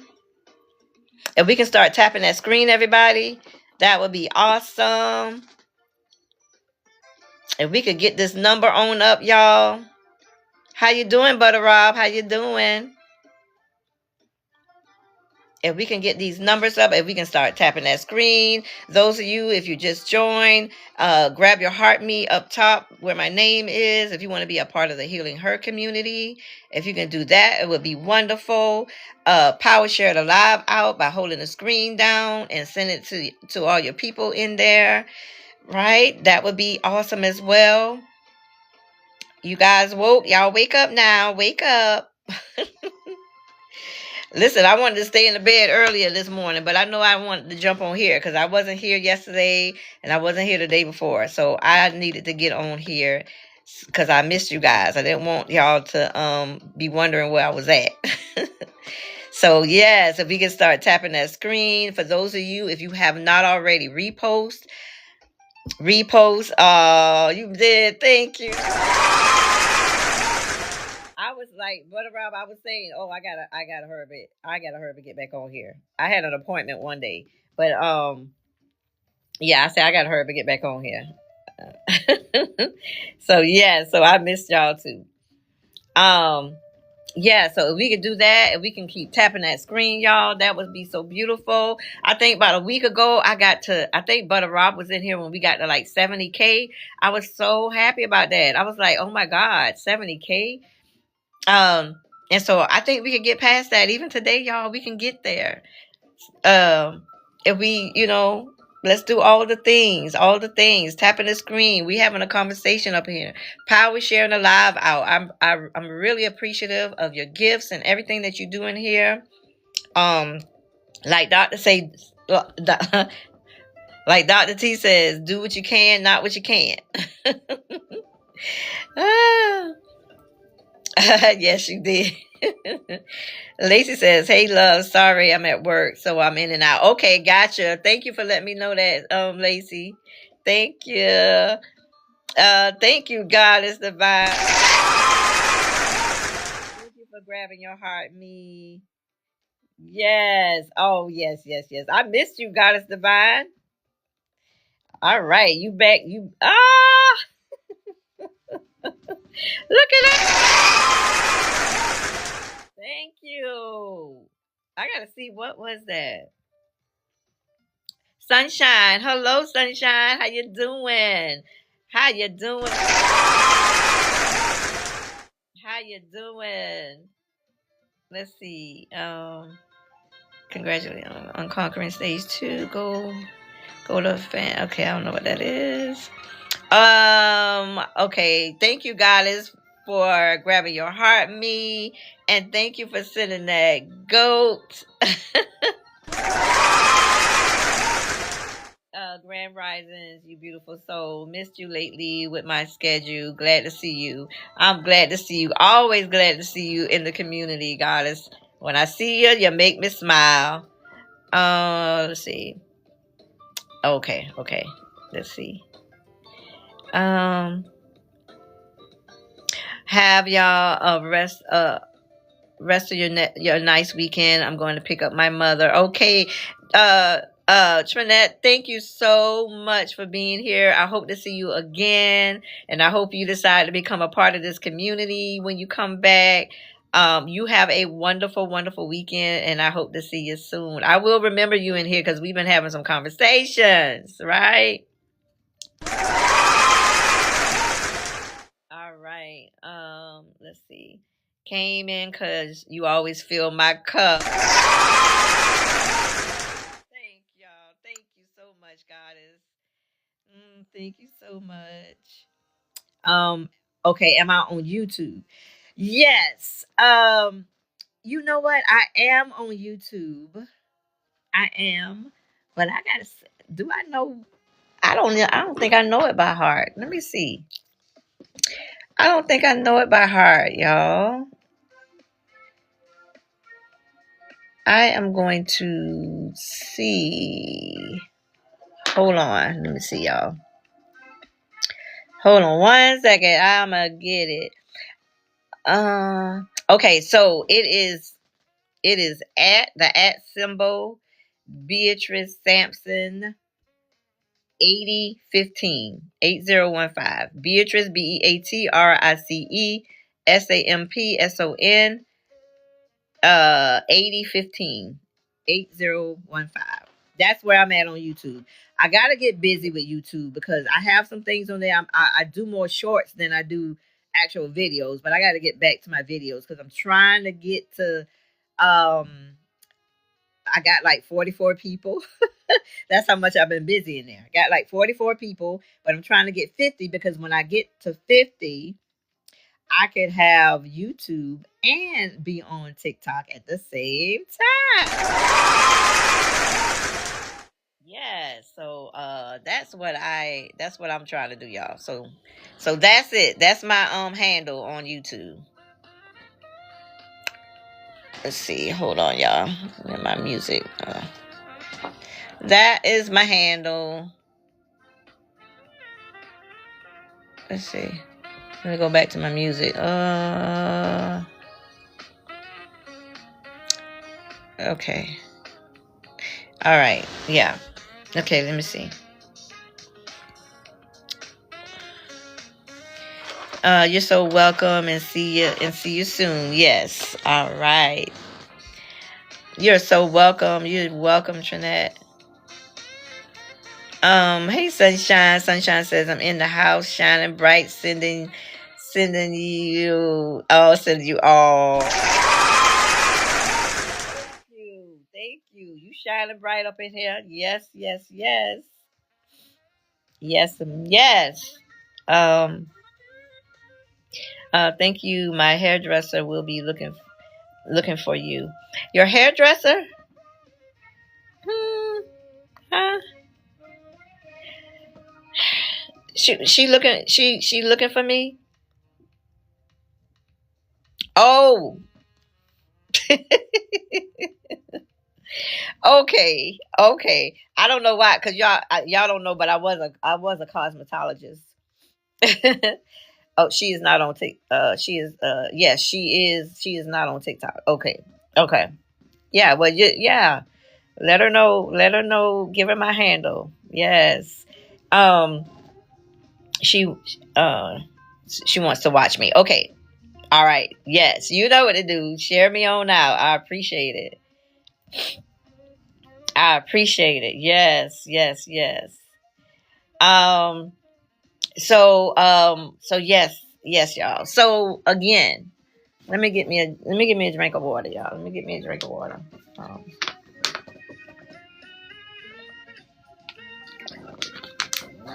hmm Oh yeah, saying greetings to one another. So okay, so let's say for instance, let's say your needs were dismissed as a child. Maybe you convince yourself now that your needs don't matter and you settle for less than you deserve. Sometimes we don't understand why. Why do I know I deserve better, but I settle for less than? Right? We don't even think about that. We a lot of times we see it as just it's just normal. Um guys, I have to run. Got a call. Hugs. So glad I got to catch you even for a minute. Yes, thank you so much. Thank you so much, Goddess. Thank you for doing all you do. So for those of you in the room, make sure um if you want to be a part of the community, you go in here, you grab your heart me. All right. It is one coin. You grab your heart meat that is saying, I am in here having a conversation with the community of like-minded people. All right, that's what it's saying. Let's see. Tracy, how you doing? I just did this again. What you do? What you do, Tracy? Sunshine says facts. Thank you for the rose. Thank you, Tracy. Thank you. What did you do? What did you do, Tracy? What did you do? Let's see. Sunshine says facts. Thank you, Tracy, for the rose. Thank you, Tracy, for the heart me. You are now a part of the community. Let's see. Went back to one that doesn't want me. Okay. Got you. It's all right. It's all right. No judgment to yourself. No shame around it. None of that. You are a human. And I have done it more than once. So it's okay. Yeah. So now you know what has to happen, Tracy. Now you gotta choose you. Right? Now you gotta start choosing you. No more abandoning yourself in order to be chosen. No more. Right? It's okay. That's just information for you. That's just information for you. You wanted somebody to validate you and approve you. You wanted somebody to love you. But guess what? Now it starts with you. Yeah, you're welcome. It starts with you. It's okay. I promise you it ain't the end of the world. Right? You experience the pain, the hurt, whatever you need to do, the crying, whatever that part feels like emotionally to you. Don't hide from it or run from it. It's okay. You got this. Right? Now you're back in a position, right? Where now the focus needs to be you. Right? Just for a little while. Just until you start, realizing some things about you. Shifting those things, no longer auditioning for love. Hey, Lynn Hall Taylor says Jesus loves us and that's what matters. Right? So we gotta start with the person we look at every day in the mirror. There's nothing wrong with that. It's not selfish. It's like, don't you want the best version? The person in your life should want the best version of you. But if they are not the best version of them, how do we expect for them to be the best version for somebody else? Speak wisdom, coach. Thank you, Sunshine. Because been there, done that. Could write a whole Netflix series and some books. And I'm still, after 3 divorces, look. And I'm still, not the person. I know I'm whole. I know I'm enough. I know I'm worthy. Nobody could ever take that from me ever again. Nobody could make me feel no type of way up here in my mind about who I am. I'm sure of that.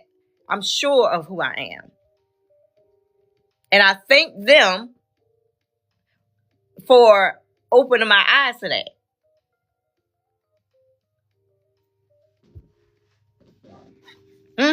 I do.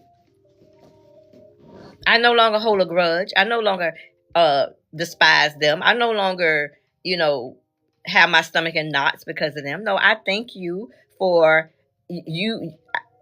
I have created the best version of myself. I have remembered who I am. And now there's certain things that I won't tolerate.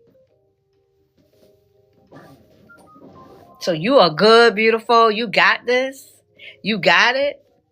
And there is somebody out there who wants the same thing. They want to love you wholeheartedly. And I ain't talking about there never be issues that come up, because there will be. But when you're loving on yourself and knowing who you are, guess what? Thank y'all for continually tapping that screen. Thank y'all so much for doing that. There are certain things that you will no longer tolerate. Your yes will be yes and your no will be no. And that'll be the end of that. So it's okay. But we do have to take the time to, reflect. We got to take the time to process pain. We got to take the time to reconnect with ourselves when we are single, when we are at that point that we're no longer in the relationship. We got to take that time.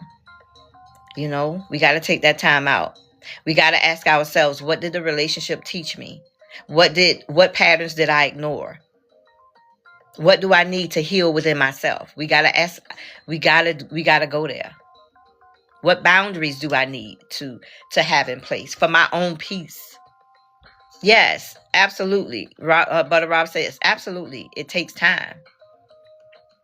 Yeah. So in that time, what are we doing with it? What are we doing with it? Are we sitting there having this,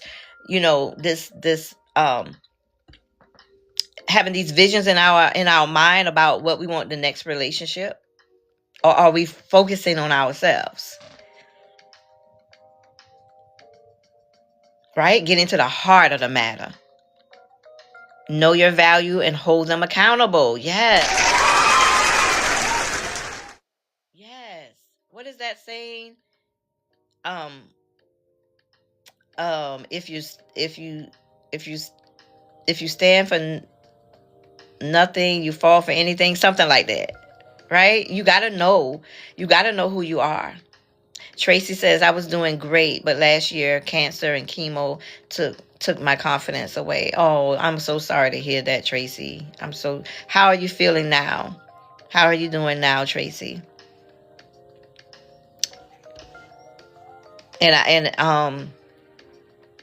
Yeah, how are you doing now? It's okay. Your confidence is still there, right?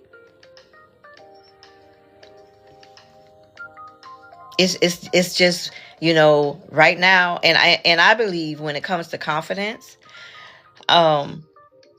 we have confidence as we move, as we put one foot in front of the other. Confidence builds, right?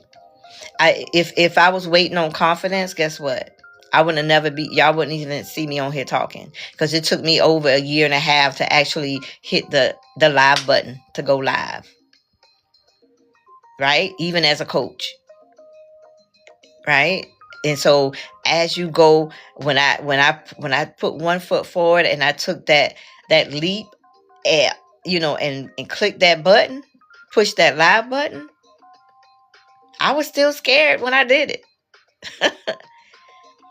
But I had to practice some things before that, because I was already doing my videos. And some people can't even do videos. Their fear of even doing a video, and it's not live. So everybody have their thing. Thank you, Sunshine. Yeah. But I hope that you're doing. Let me see. I'm gonna go in and look at the rest of the questions, because you probably have. Let's see. Thank you, Sunshine, for grabbing your heart, me. Yeah. Tracy says, try your best to tap into it. Sunshine says, I must go, Butter. Many blessings to you. All we do, heal. Much love. Thank you. Much love to you, Sunshine. It's always beautiful seeing you in here. I see you over in our other community with summer solstice.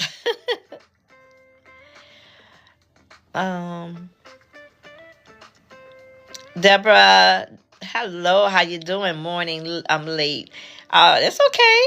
It's okay. It's all right. You're here now. Yeah, okay, Butter Rob says absolutely it takes time. Okay. I think that's all right. See you later, sunshine. Yeah, so yeah, so you're good. You're gonna be fine. Um so if we dismiss if our needs was dismissed in early childhood, you could be someone where you convince yourself that your needs don't matter, and because of that you'll settle for less than what you deserve, because somewhere along your journey you was convinced that you didn't matter, and you were dismissed early on, early on. So sometimes we think we're looking for love, but what we're really looking for is safety. We're looking for safety. And if chaos felt familiar growing up, calm is going to feel unfamiliar. It's going to feel uncomfortable. It's like, look for those things to happen, because a lot of times they do. It's going to feel comfortable. You're not used to functioning in that manner. If unpredictability was normal to you, then of course consistency is going to feel strange. Of course it is. If you've had, to work hard for connection, healthy love at first may feel boring because there's no drama. Okay, there's no drama, there's no chaos, there's no drama to chase. So of course it may feel unfamiliar. Your nervous system doesn't automatically choose what's best for you, y'all. It often chooses what feels safest based on what it learned years ago. So that's why I talk about in healing, we're training the familiarity. We're training it. Because we were trained in the way that we were trained. Now we gotta retrain it back to the wholeness, to who we are. Anyway. And that's why you can know better and still repeat a pattern. That's why you can know better and still repeat the pattern. Again, that's why you can know better and still repeat the pattern. That's why I no longer believe when you know better, you do better. It sounds good, but is it really true? Because a part of you is trying to return to what feels familiar. Hey, Indigo, how you doing? Healing is learning a new definition of safety. Safety is being able to be yourself without fear. It's able to be yourself without fear. It's having needs and knowing that your needs matter, just like the next person. Everybody have needs, and their needs matter as well as your needs matter as well as theirs. You should not have to earn love.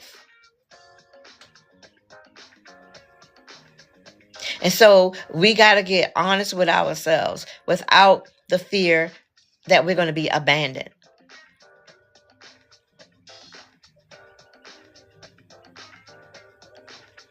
Right?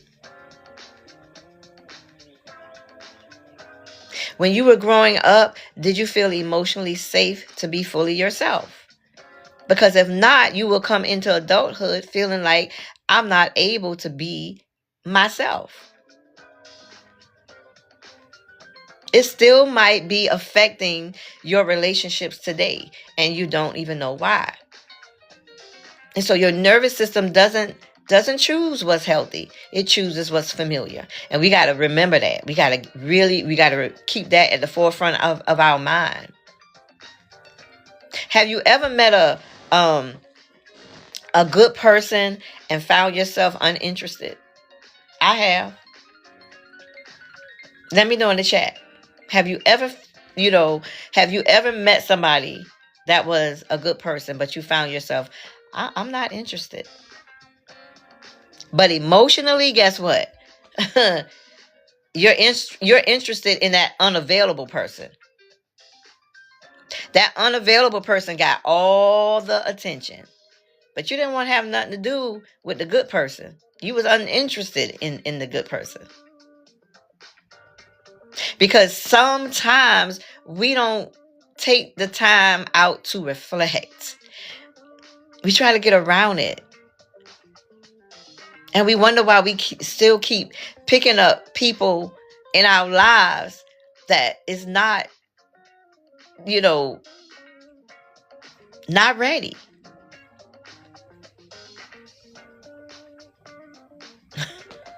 Hello? I'm telling you, I've been there, done that. I've been there, done that, y'all. Like the good person, yeah, he was boring. The good person didn't want to give him the time of day. But that one that was inconsistent, that one that was unavailable, he the one got all my time.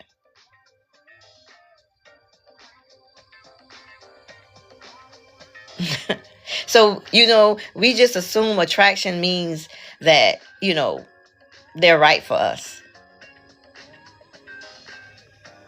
We assume chemistry means compatibility. We assume strong feelings. I got strong feelings for you. We think it means that it was meant to be. Stephanie says that push-pull dynamic will keep you trapped too. Yes. Yes. Yes, it will. But what if those feelings are trying to tell us something about, the pattern that we've never stopped to examine? Some of us never stop to examine what's going on underneath all of that. Right? Most people don't pause long enough. I didn't pause long enough to ask, what am I attracted to? Why am I attracted to this person? How many of us really do that? Why am I attracted to this person?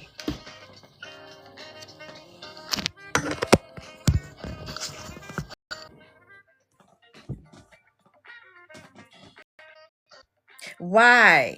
What feels familiar about them? What does this dynamic remind me of?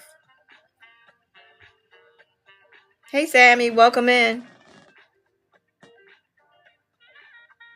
Have we ever taken the time to ask ourselves, what need am I hoping that they will meet? What is the need that I'm hoping that they will meet? What part of me keeps active, what part of me keeps getting activated in these relationships?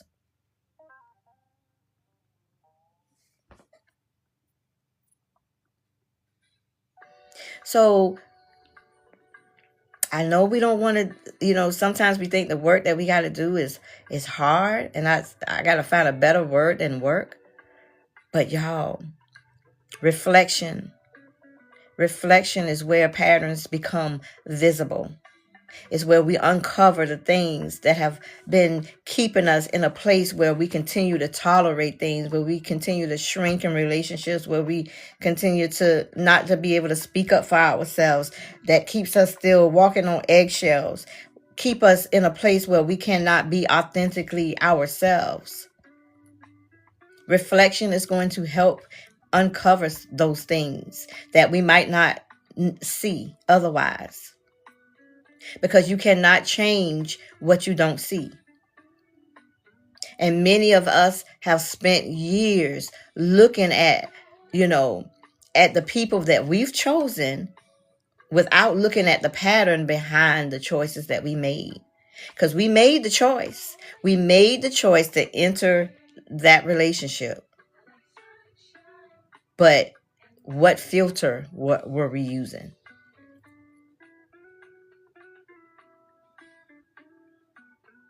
Right? What filter? What did love look like growing up? What did it look like? What did conflict look like? What did affection look like? What did safety look like? Because sometimes the relationships that we're drawn to aren't random, y'all. They aren't random. They're familiar.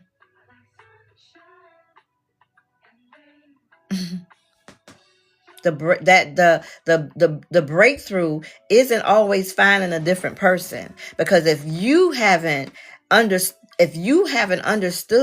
that you are the common denominator, and if you don't know who you are, and you don't love yourself because you don't understand yourself, you don't know what you like, what you dislike, you don't know how to set boundaries, you know what I'm saying? You'll go into another relationship taking all that stuff with you, because you think, because it's a new relationship, different name, different face, but really it is going to show its head again. Hey, Caitlin.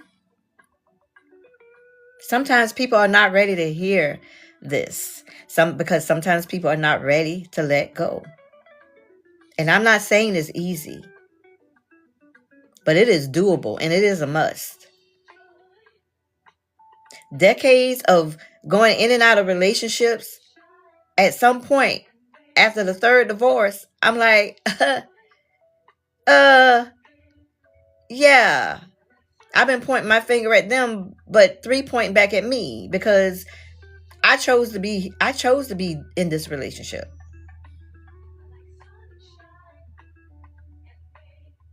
Why did I stay in this relationship for 14 years? What is it about me that kept me stuck, or me feeling like I was stuck into something that I should have ended a long time ago?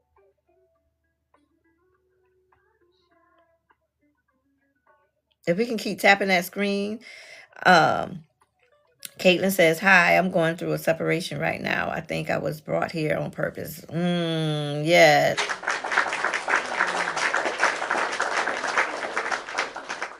Yes. I believe we always get what we need. Right? So yeah. Keep coming. Because I had someone in here. I always have people in here saying great things about, this was my experience. And this is the experience of a lot of people, a lot of women especially. Women go through it as well, right? Because this is a human thing, not a man woman. But I speak to women. We ended 5-4. I moved this past Sunday. An hour later, we moved a new. Oh, wow. Yeah, I'm so sorry, Caitlin. So sorry about that. I know. That's painful. That's painful. So now, even with a situation like that, whether you know it or not right now, and it may not even feel like it right now, but you're in the best place you can be in right now. Because now you get to focus on Caitlin. You get to focus on Caitlin. right? So keep coming. Keep coming here. It's like now you get to take the time to focus on you, and understand some things about yourself. Understand some things that you may have tolerated, and you may not have asked the question, why did I tolerate it? Why did I don't know your whole situation, but why did I shrink in the relationship? Why did I do what I did? Why did I function the way I functioned in this relationship? Why wasn't I able to be the best version of myself? Right?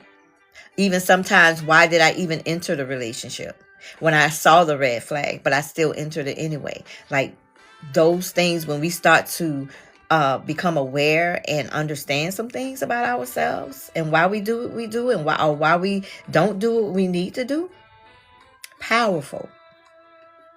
Because we gotta at some point take our power back. We can't be the best version. We can't give the best versions of ourselves if we're not being the best version of ourselves. We can definitely deplete ourselves. We can definitely get tired and exhausted and angry and resentful and all these things. So take it day by day, Caitlin. Day by day, little by little. Okay, there is it will be okay. You looking at somebody who married once, married twice, married 3 times, divorced 3 times. So there's definitely light at the end of the tunnel. And that's why I'm here doing what I do. Because I know it's not just when you know better, you do better. No, it's not that. Yes, absolutely. That's what my mindset is. This is my growing season. Yes, we have a daughter together. Yes. Yes. And now your daughter gets to see, she gets to now, because a lot of times, sometimes we do stay because of the kids, right? Sometimes we do that. Sometimes we wait all the way up until they graduate. But what have they been sitting in the middle of for those years? Especially for parents that don't know that, okay, I don't need to be doing all this around the child. Kids know. Kids absorb everything. When we think they're not listening, they listening. Right? Stephanie says, I left my marriage 4 years ago. It does get better with time. Yes, the beginning is the hardest. Yes, it is. The beginning is the hardest. Because you got all these, I think I gave the analogy. I think I said you have, how it is with a movie when you have the preview. You have the preview of the movie, okay, which is the highlights of the movie, right? And so we have these highlights in our mind of how the relationship was when it was good.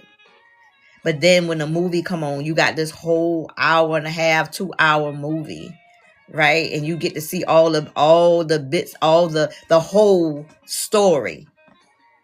And a lot of times the first part was good, right? But the rest of it was jacked up. And so it's like a reminder for those of us like I was, like who went back. It's like we got to remind ourselves, okay, why did I go back?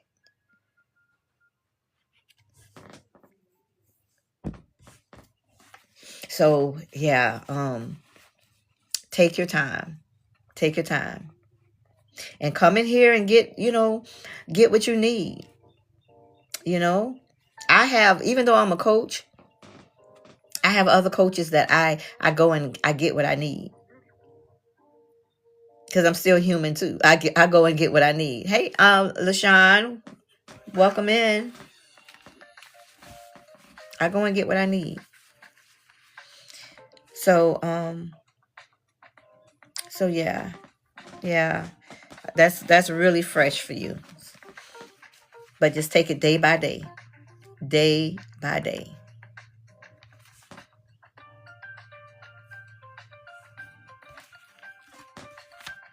Brother Rob, you back? Or did you leave? I was thinking maybe I'm thinking about somebody else that left. I think it was Sunshine who left.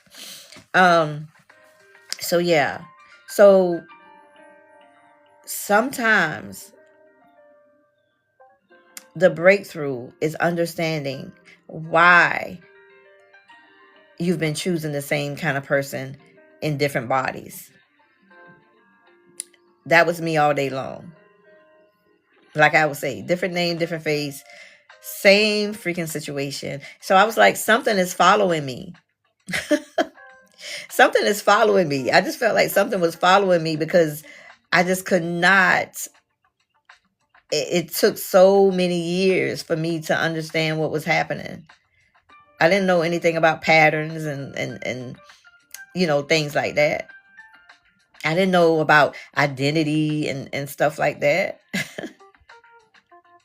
But when I started understanding some things, and yes, Stephanie, and it's spiritual too. Yes, definitely.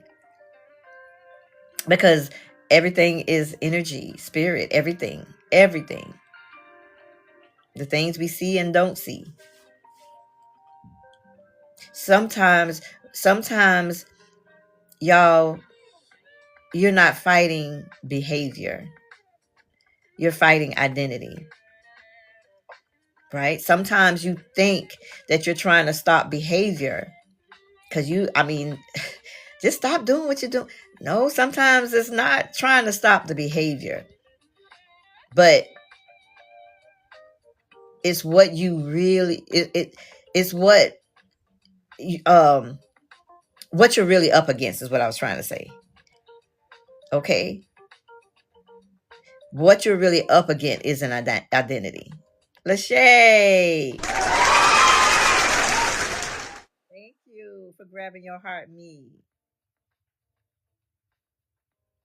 And then, because let me say this.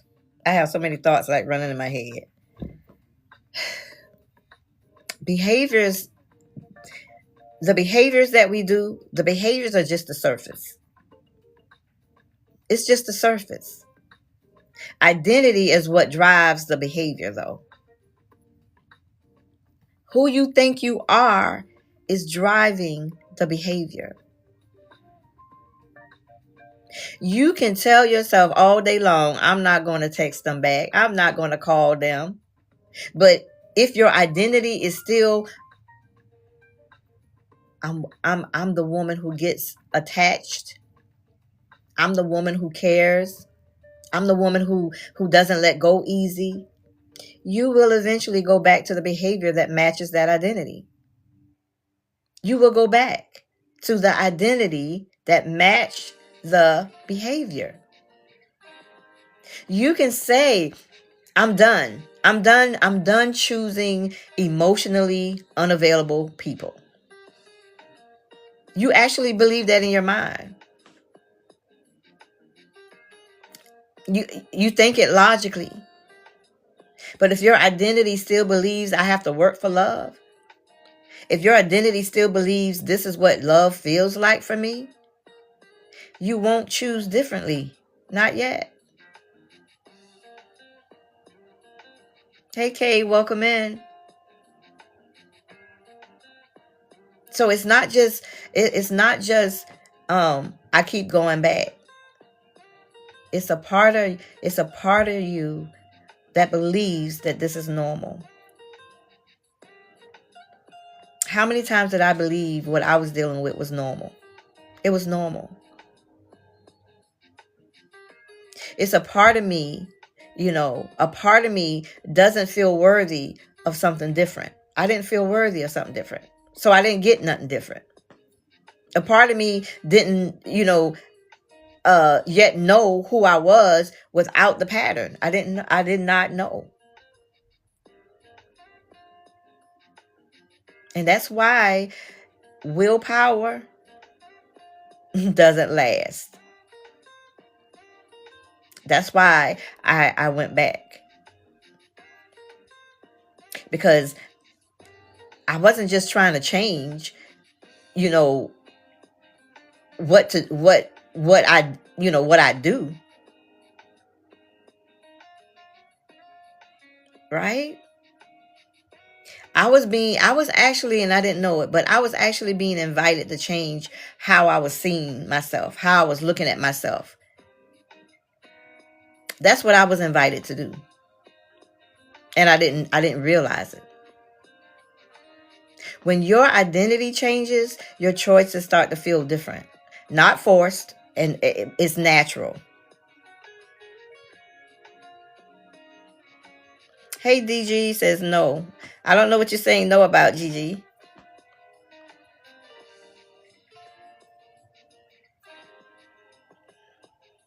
You don't have to fight as hard when you no longer when you no longer identify with the pattern.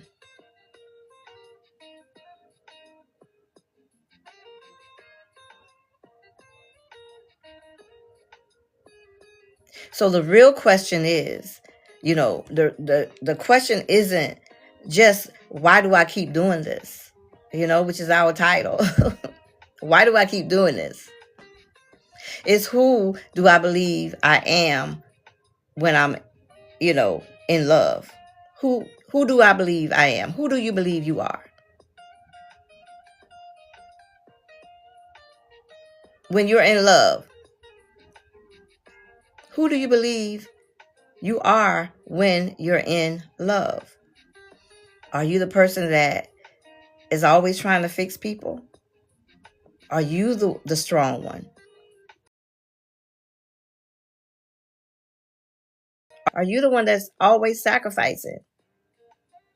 You're always the caretaker. You're always the one who saves everybody.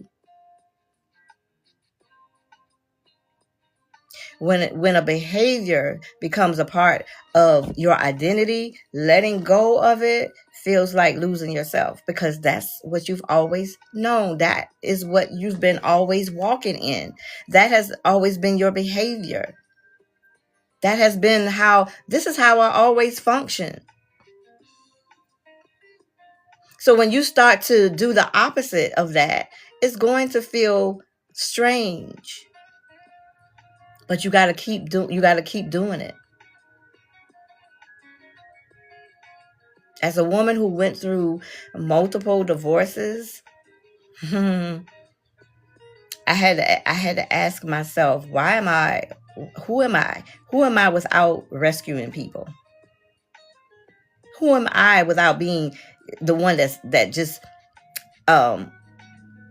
gives, give. Who am I without having to prove my worth? I shouldn't have to prove my worth in a relationship. So who am I without having to prove my worth? Who am I without having to earn love? What role do you think, y'all, you've been playing your whole life, but you didn't realize it? Maybe some of y'all just realizing it. What role do you think you've been playing your whole life, and you thought that was your identity? You thought it was your identity. Jamie says, great question. Yeah. Like, I had to really get honest with some of the stuff that I was dealing with and why.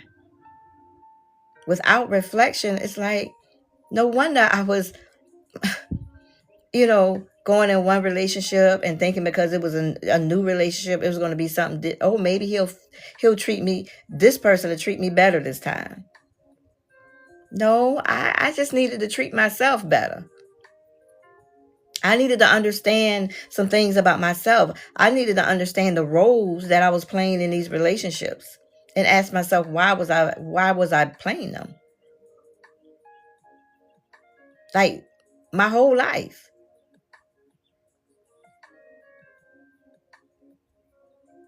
Some of us don't know that our beliefs are running the show. They're literally running the show. Many women are trying to change behavior without changing beliefs. What do you believe about yourself? If I set boundaries, people will leave. Is that a belief?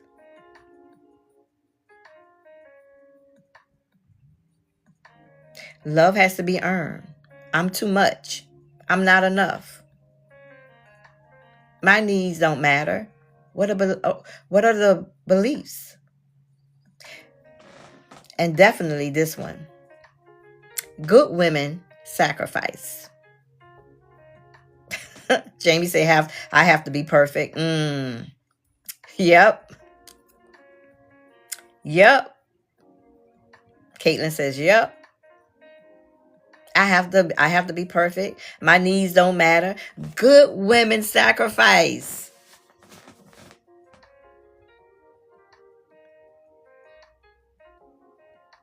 Yes, losing yourself in the sacrifice. Losing yourself in the sacrifice. Right? It's when I look back, I'm like, wow.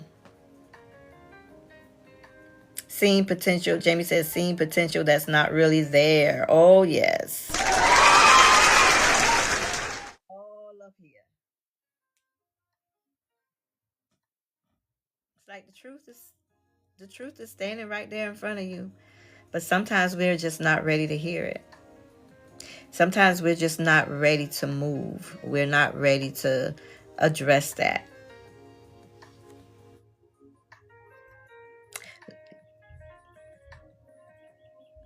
Living in the potential instead of the reality. Yes. Yes. Do you know some people live in the potential for years? They still waiting on change. They're still waiting on the other person to change. And it's 20 years later and they're still waiting. But at what cost? What is the cost? But you gotta be ready to be honest with yourself.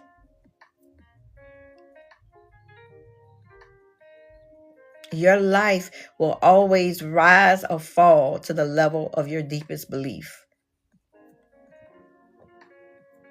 So we got to look at that as well. What is that? What is the belief? What do I believe about myself that is keeping me at a place where I feel stuck? If deep down you believe you're not worthy, you will keep accepting less than what you deserve.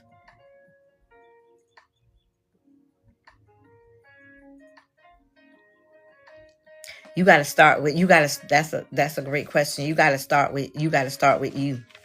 You got to start with understanding some things about yourself. You got to start with, like I say, the work that we do. Okay? You got to start reflecting. And that's what we're talking about like today. Like if I know better, why do I keep doing it? Because of the pattern. And we got to be made aware of the pattern. Because the pattern is keeping us stuck in behaviors that is not healthy. So where does that belief come? Where did you get that belief from?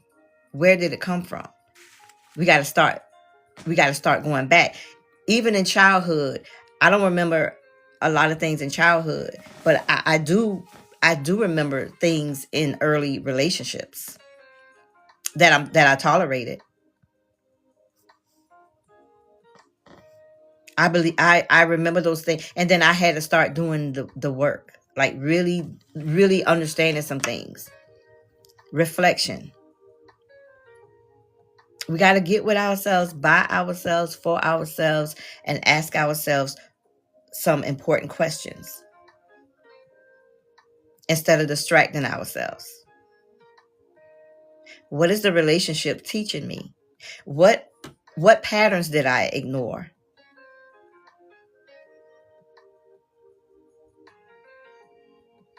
What do I need to heal myself? What boundaries do I need to set? Right?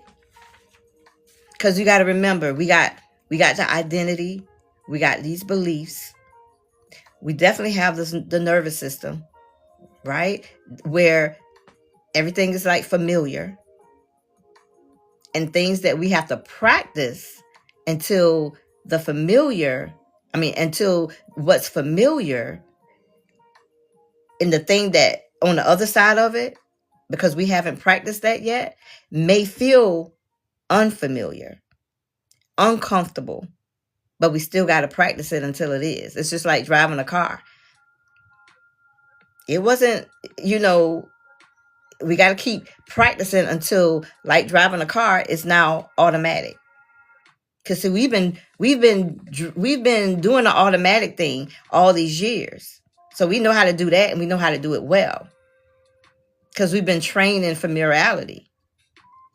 But now the work that we have to do to untrain or retrain ourselves back into the person that we actually are, the wholeness of who we are. That's the work part. And those are the practical things that we have to do. So there are like different tools and stuff. For me, it's meditation, visualization. For some people, it may be prayer. It may be what is that? Oh goodness, I can't think of it's tapping. But all these different things are the tools. We don't even really need the tools, but a lot of us do. They help us, right? They help us really remember who we are, because we are so bombarded by life and what we go through in life, and we need to really get in a bubble. We have to have the time where we get in a bubble. And so if you believe, for example, I'm not enough. If I believe that I'm not enough, I'm going to respond to life as if I'm not enough. I'm going to allow certain things from other people because I believe I'm not enough. And so now I gotta learn how, to thank that part of us that kept us safe. Okay, that part of us kept us safe, emotionally safe when it needed to. But now I'm an adult. So I thank you for the parts of me that was kept safe. But now as an adult, guess what? I got to start changing some things. I got to start embodying some things. So who is that person, Jamie? Who is that person? Who do you want to be? What is the belief that you want to change? Right? What is that belief you want to change? Because if you know what the belief is, and you've been walking in that belief. So your belief is, I think I need to work for love. So where did that come from? Right? It's like, where did you pick up that belief that you needed to work for love? So now you want a different belief, right? And this is the practice. So what is the belief? Yeah. Butter Rob says that I had to please everyone. Yeah. So these beliefs, they're thoughts that you keep thinking over and over again, that you believe. Now it has turned into a belief. Feeling disposable. Yes. So now, what is the thing you want to believe about yourself? And you may not believe it right away, because you still got this nervous system. Okay? Mentally, I could say, I'm enough. I'm enough. I'm enough. I could say that over and over again. But in my body, doesn't yet believe that. Yes, Jamie, love is all around you. um that I'm worthy of being chosen for the first time, regardless of my flaws. Yes. Yes. And so there are some things that you have to do in your own personal life to show yourself that this is, it's like, and I don't like the word, like pretending. No, but we got to embody that person. Embody that person that you want to see. You go to sleep, you go to see. You go to sleep being that person that you want. You got to see it in your mind's eye. And you wake up with it. Right? So it's just a process. And I'm actually putting together an intimate, I think I'm gonna have start off with 20 women. And it's not, I won't say a program, but it's a 30-day. I'm starting off small because I'm trying to, get away from the one-on-ones where we can go a little deeper in on it. Right? Can't really do that here on this platform, but in a more intimate space. So I'll let you guys know. I'm actually done with my waiting list, and so I'll start collecting names for people who would like to be a part of that. Jamie says, send me info. I will. I'm gonna actually have it on here somewhere once I put that together. But I am done with the waiting list and everything, and so yeah, I will be putting it out. So the belief, I did, some of you did say, let's see, yeah, I try to be perfect too. Anything less doesn't feel okay. Yes, yeah. Well, you've been practicing it for so long. It's like it's a part of you. It becomes a part of the identity, you know? But the beliefs that we have, what do? They keep putting us in the same situations. We make the choice. Yes. I mean, we can't get away from, yes, I made the decision to go into relationships that was not healthy because I still believed in my mind that, okay, I saw the red flag and I still entered it. So once we are aware of the pattern, then we can do something with it. So it's not going to be an overnight thing. So I don't want nobody to think there's a magic wand that you could wave or you could, no, this is about repetition. Like we do things over and over and over again. That's how it becomes automatic. Now you don't even have to think about it. Right? Now you don't have to think about it. You're just being her. You don't have to think about being her. You are being her. Why? Because you have practiced being her for a long enough time that now it's just automatic. It's just who you are. That's the embodiment part of it.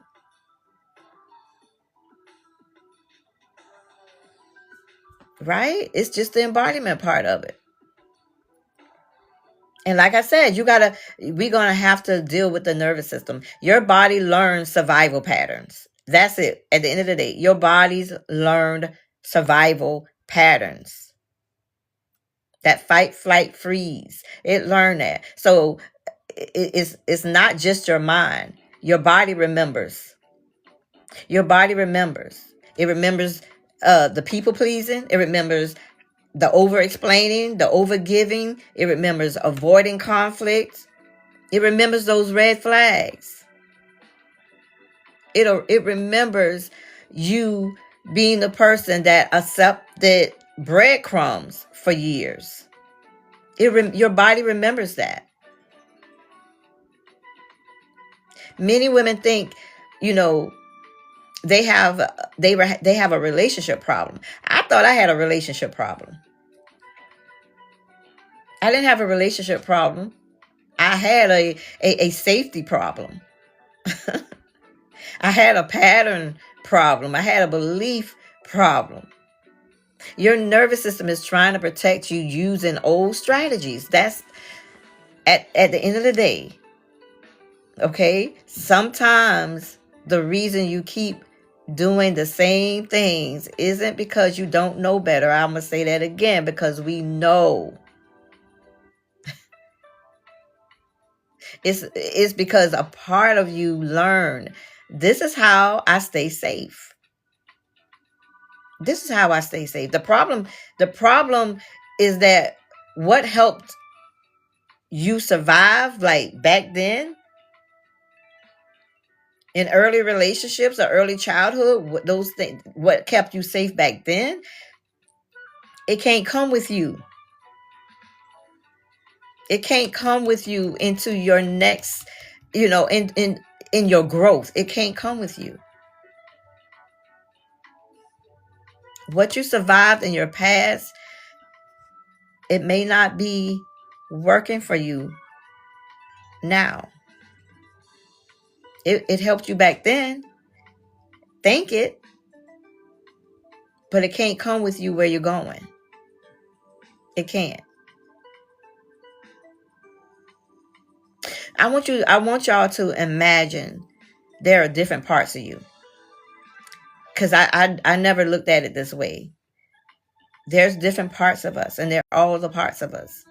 A part of us that wants healthy love, and a part of us that is afraid. It's a part of us that is lonely. There's a part of us that doesn't want to be abandoned. There's a part of us that wants approval. They're all parts of us. And when those parts take over, because they've been running your life for a long time, they can pull you into decisions that your healed version of yourself would never make. They will pull you into parts. The healed version of you would never make that decision.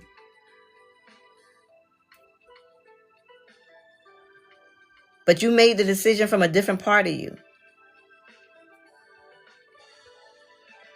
Right? The lonely part that texts him back. The fearful part, that lowers the boundary. You made your decision from that. The abandoned part of you that settles. So how do we actually change? And I'm going to say, this is where a lot of us quit. I did. I did. I quit. Because awareness is only step one. Like I say, there must be awareness. That's only step one. And I quit. I did. I quit many a times. That's why there never was any change. So awareness is the first step.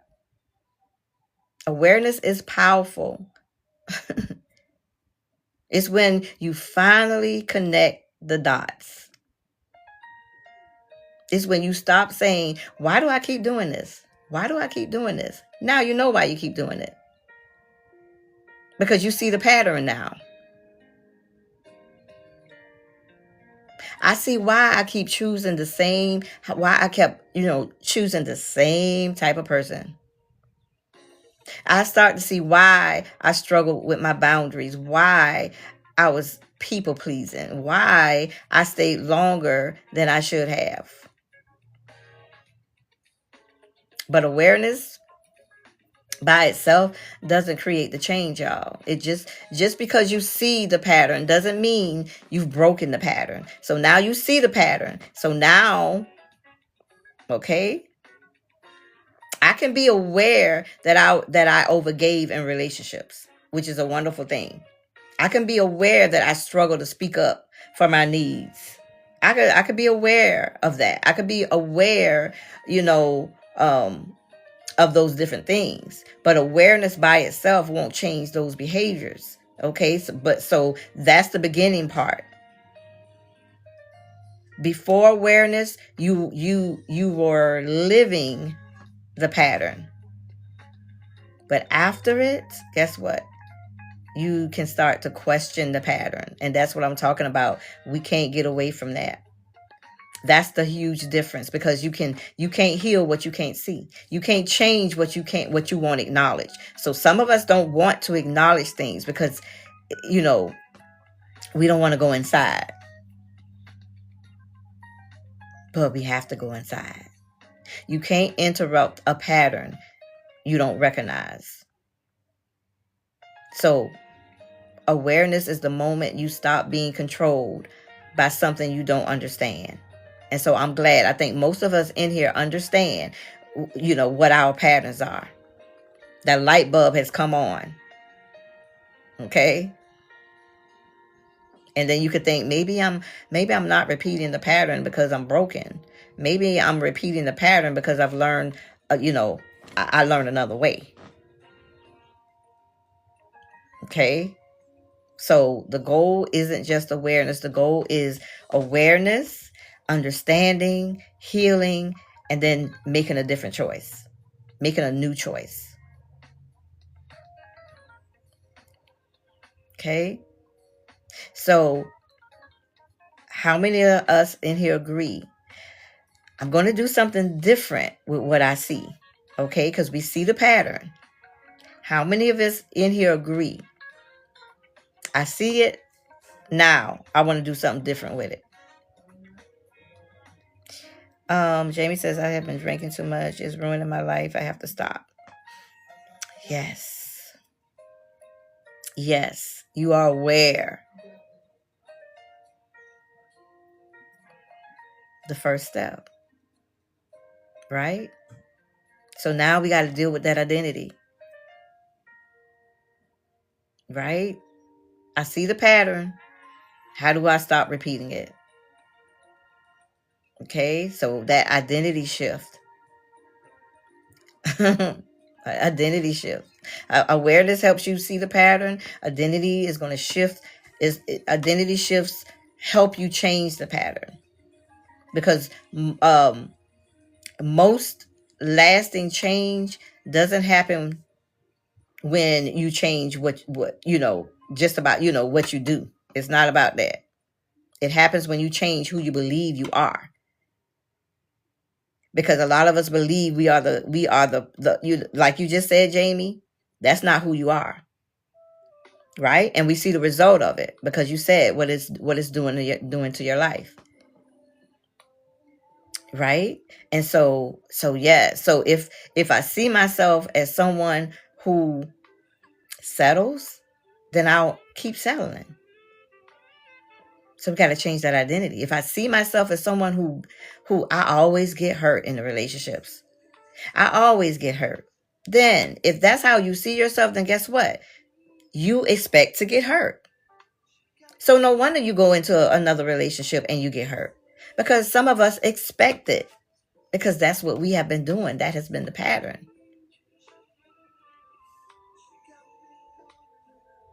Jamie says, me. Right? If I see myself as someone who has to earn love, I'll keep over giving and over proving my worth in relationships. If I see myself as someone who, someone whose needs don't matter, if I feel like my needs don't matter, then guess what? I will keep putting myself last. I will keep putting myself last. Many of us are trying to create new results with old identity, and we can't. We want healthy relationships while still believing that we're unworthy. That does not match. It does not match. We still see ourselves through the lens of our old wounds. And we have what we say. We have what we say. We have what we believe. And so we want different outcomes while carrying the same story of who we were. Some of us keep talking about it over and over and over again, the same story. An identity shift is when you stop asking, what do I need to do? And you start asking, who do I need to become? Who do you need to become?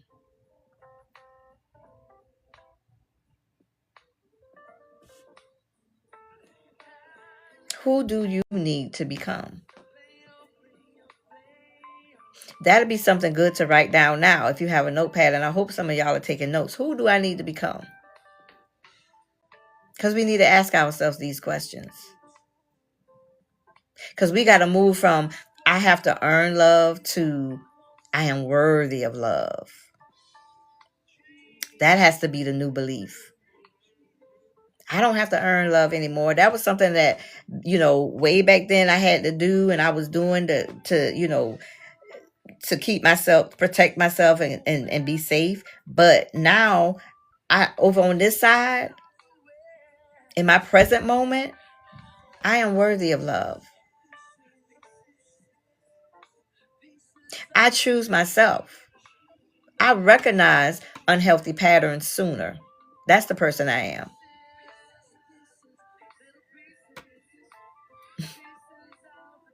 Moving from I don't have a voice, I can't speak up for myself, to my needs and feelings matter too.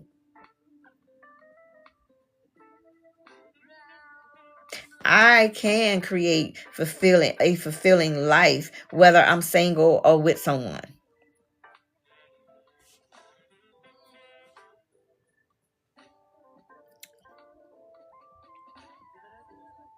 Right? How many in here are new? If you're coming in, how many of us in here are new? Hey, Yin and Yang love. Thank you for liking the live. How many of us in here are new? Let me know in the chat.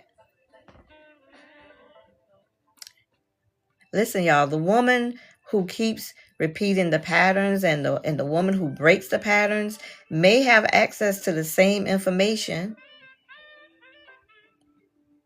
The difference is the identity. Hey, Julia, welcome. Welcome in. Yin and Yang. Hello, I'm new. Hello, welcome in. Right? Did y'all come in from the FYP? If we can keep tapping that screen, that would be beautiful. I know this is kind of heavy, y'all. It was for me at first. Like, what? You mean to tell me you mean to tell me my identity? You mean to tell me that all these different parts of me created this person of who I thought I was, but I had to learn that is not who I am. I had to really embody this person, be this person, not pretend, but I needed to actually believe that I was her already. Speak those things, be not as though they were. So it's not pretending. It's no. I'm embodying this person. I am this person. But it's some things, along the way, some tools that we use to help us on that journey. Because some of us, we continue to see ourselves through the lens of the womb.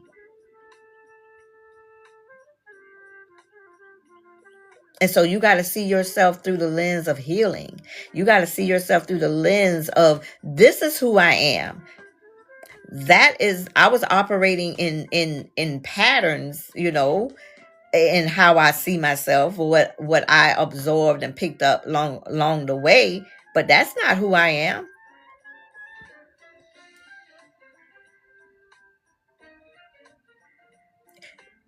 You don't get different results by becoming a better version of an old identity. right? You get different results when you begin seeing yourself differently and making this, decisions, making choices from that new place. And it's a daily thing, y'all. It's not anything automatic. Put that on a shirt. Okay. Right? Once you become aware of the pattern and begin shifting your identity, you got to create some new beliefs. Because whether you realize it or not, our beliefs shape our choices. It shapes our choices. We don't always act on what we know. We often act on what we believe about ourselves. We act on what we believe. I can know I deserve healthy love. I can know it. But if I believe I'm not enough, I'm going to struggle to receive that love. I can know I should set boundaries. I can know that. But if I believe people will leave when I do set the boundary, I won't set the boundary. I won't set it. If I know I deserve respect, but I believe I have to earn my worth, because I believe that in childhood, I believe that in an early relationship, guess what I'll do? I'm going to keep overgiving. Many of our beliefs weren't consciously chosen. We didn't consciously choose it, but they were formed through our experiences. A lot of who we are formed through our experiences, through what we saw, through what we heard, through what we lived, what we felt. Right? Julia says yes, and change the story we tell ourselves. You got to change that story.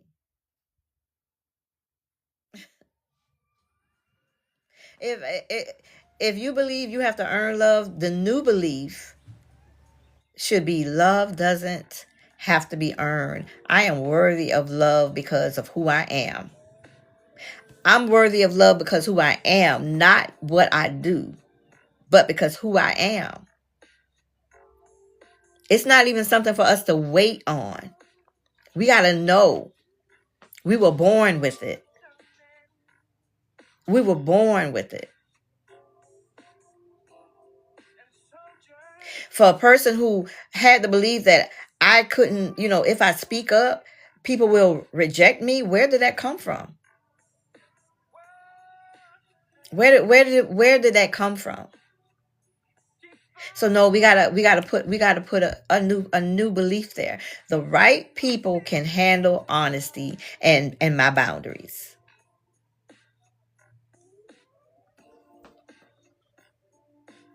Maybe my needs don't matter. No, I believe my needs are just as important as everyone else's. I was a person that was like, I went into another relationship because I was afraid of being alone, being alone. I had to create a new belief. I had to understand that no, my value is not determined by my relationship status. It doesn't matter whether I'm in a relationship or not. No. My value is based on just me being me. Thank y'all for the hearts. Thank y'all for tapping that screen. Everybody else, you may be new. Some of you are new in here. If we can power share the live out by holding the screen down, and a box will pop up. Just send it to your people. And whether or not they come in the live doesn't matter. TikTok just want to understand that, okay, this is a place where they engage. They are engagers. They interact in here. They have a conversation going on in here so that they could, send it out to the FYP, right? So people can see me and come in and have a conversation like we're having. So if we can do that, if we can start tapping that screen and keeping those hearts going up the screen, TikTok is looking at that as well as, hey, this is a place where they're liking what's going on up in here. So let me send some more people her way. Okay, so that's what's happening with that. If you haven't reposted, go ahead and do that as well. If you want to be a part of the Healing Her community, up here by my name, there is a white background with a heart in it, with a number, I think, on the side. You can go inside there and grab your heart meat. That is the badge, the orange badge that you see some people come in with. That is just for my room. And once you grab that badge, when I see you come in, I automatically know this person is a part of the community, right? So that is one coin. But everything else that I'm asking you to do is free of no charge. So if we could continue to do that, that would be awesome. And then don't forget, before you leave out the room, make sure you go and grab your points, because the points tell me as the host how much of an engager you are. When you come in the room and you don't have a blue badge and you don't have an orange badge, that tells me, as well as every other host, that you're not an engager. Okay.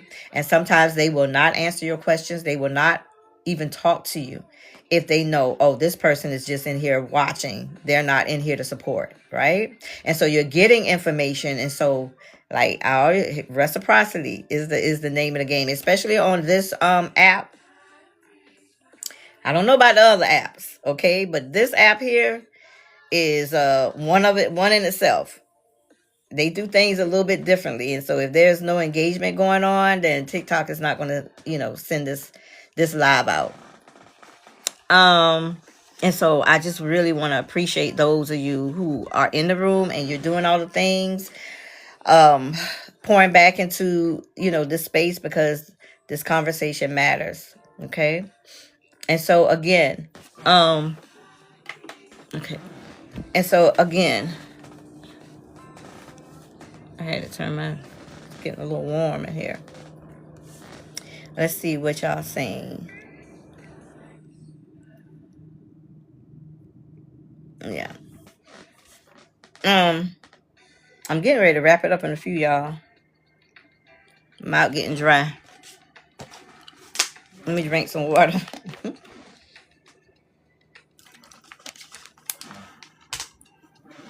All right. So the goal isn't, like, I love affirmations, y'all. I love affirmations. I do. But the goal isn't to repeat affirmations that you don't believe. All right? Because again, the goal is not to repeat affirmations. How many of us in here actually work with affirmations or have heard of affirmations or whatever? Let me know in the chat. The goal is really to begin challenging those beliefs that no longer serve you. Okay, and replacing them with beliefs that support the life and relationship that you want. That is the whole that is the whole thing. Let's see. Hey Purely, Caitlin, how you doing? Right? How many of us have know about affirmations? Okay. So, like I said, the goal is, thank y'all for still tapping on that screen. I think y'all getting tired. Oh, you do? Okay. Butter Rob says, yes, I do. Yes, I do. I know I'm taking a lot of y'all time, ain't it? I know it. Thank you for the repost. Thank you so much. Julia says, I do. Okay. Yeah. I think affirmations are beautiful. I use them a lot, but I do understand that if you don't believe it, your nervous system is going to be like, yeah, you lying. You know you don't believe that. So we gotta, like I said, we gotta challenge the beliefs that is no longer serving us, that can no longer go with us where we're going. So we gotta, tie it back to, remembering that this is why awareness isn't enough. It helps us see Life and death is the power of the tongue. Yes. Yes, it is. Right? And so we got to remember awareness is helping us to see the old pattern, the old belief. Okay? How many of us in here, I know some of us have, but I have to repeat this because we have new people coming in all the time. So if y'all feel like I'm being repetitious, I am, because people coming in and out all day, in and out, in and out, in and out. And so hey Gigi, how you doing? So identity is going to help you shift, and become someone new, become that person that you already are, that you just forgot about, right? The new belief is going to help you create new choices, right? So you're no longer making choices from old stuff, right? From old identity. All right? Every pattern is connected to a belief, whether it's healthy or not healthy. Every pattern is connected to a belief. Oh, good. That's great, Butter Rob. Yes, I have my granddaughter saying affirmations. How old is your granddaughter? So change the belief, and over time you begin changing the pattern. 6. Okay. All right. Yes, that's beautiful. Change the belief, y'all, and you change the pattern. Change the belief, you change the pattern. Put that in the chat. Maybe I can put that on a t-shirt too. Change the belief, you change the pattern. Yeah, you might do that. My brother, I think he still makes t-shirts. I mean, he's a kung fu master, but I think he would still make a t-shirt for his sister. So again, awareness is important, but identity shifts are important. New beliefs are important, right? But if your body still reacts as if you're in the past, change can feel much harder than it needs to be. Okay? Have y'all ever told yourselves, I'm not gonna text him? I asked this earlier. I'm not gonna text him. And then a few hours later, you text him anyway. Let me know in the chat. Change the beliefs, change the patterns. Thank you, Butter Rob, for putting that in the chat. How many? I've done it. I said, you know what? I'm not going to text him. I'm not going to call him. But then a few hours later, I found myself with the phone texting him anyway. What? Y'all know what I'm saying? Or I'm finally deciding that I'm going to set that boundary. But when the moment came to set that boundary, I couldn't set it. Okay? And that's because change isn't just mental, it's emotional too. Sometimes your heart starts, thank you for the repost. Sometimes your heart, how many of us experience that? Like you can physically feel it in your body where your heart starts to race. You start to feel anxious. And some of us start to feel guilty and scared. And instead of sitting with those feelings, because seems like that's the hardest thing to do, is to sit with our feelings. It's like you go back to what's familiar. So we got to learn how to regulate that body, learn how to stay present when, and it's going to be uncomfortable, y'all. It's going to be uncomfortable. When those emotions show up, it's going to feel uncomfortable. It means, you can't let the fear make every decision. We've been making decisions based on fear. Our fears for a long time, whether we realize it or not.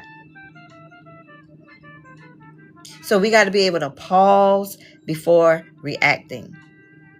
Pause. It means being able to feel an emotion without immediately acting on it. We got to do that. We got to take consistent action. The life you have today was built by repeated choices. The life you have today, that's every last one of us. The life we have today was built on repeated choices. And sometimes we do not, when you hear that, it's like, you got to be ready to take accountability and responsibility. Sometimes we're not ready to do that. But the life you have today was built. Julia says facts. It was built from the choices. And not just the choices, but the repeated choices. Over and over again. And the life you want will be built the same way, y'all. It's like there's no difference. There's no difference in how you want it to look on the other side. There's no difference. The life you want today or tomorrow will be built by repeated choices. One choice at a time. So healing isn't, y'all, it's not one big decision that we make. It's 1,000 small decisions. So we can't be looking at this big thing that happened. It's the small things. Julia says yes. It's choosing, you know what? It's choosing not to send that text message. It's a choice. Do y'all know that? It's a choice. Whatever it looks like for you, it's a choice. It's choosing to keep the boundary. Julia says, I agree. It's choosing to speak up when you normally stay silent. It's a choice, y'all. We are actually making those choices. And so when we can't make the choice that we know we need to and want to, we got to go back to the cause. What's up with that? What is at the root of that? What is keeping me from not having to speak up when I know I should? Because I got a voice. What is it keeping me from deserving that, knowing that I deserve better, but not able to walk in that? So we got to go there. We got to deal with the identity and our belief system. Be willing to show up differently for the better. Exactly, Julia. It's choosing to believe something new when the old story shows up. Okay? Oh, I got to say cheer. Because the old version going to show up. Especially in the beginning, when you're practicing this work, it's going to show up. And so it's choosing to believe something new when that old story starts to show up.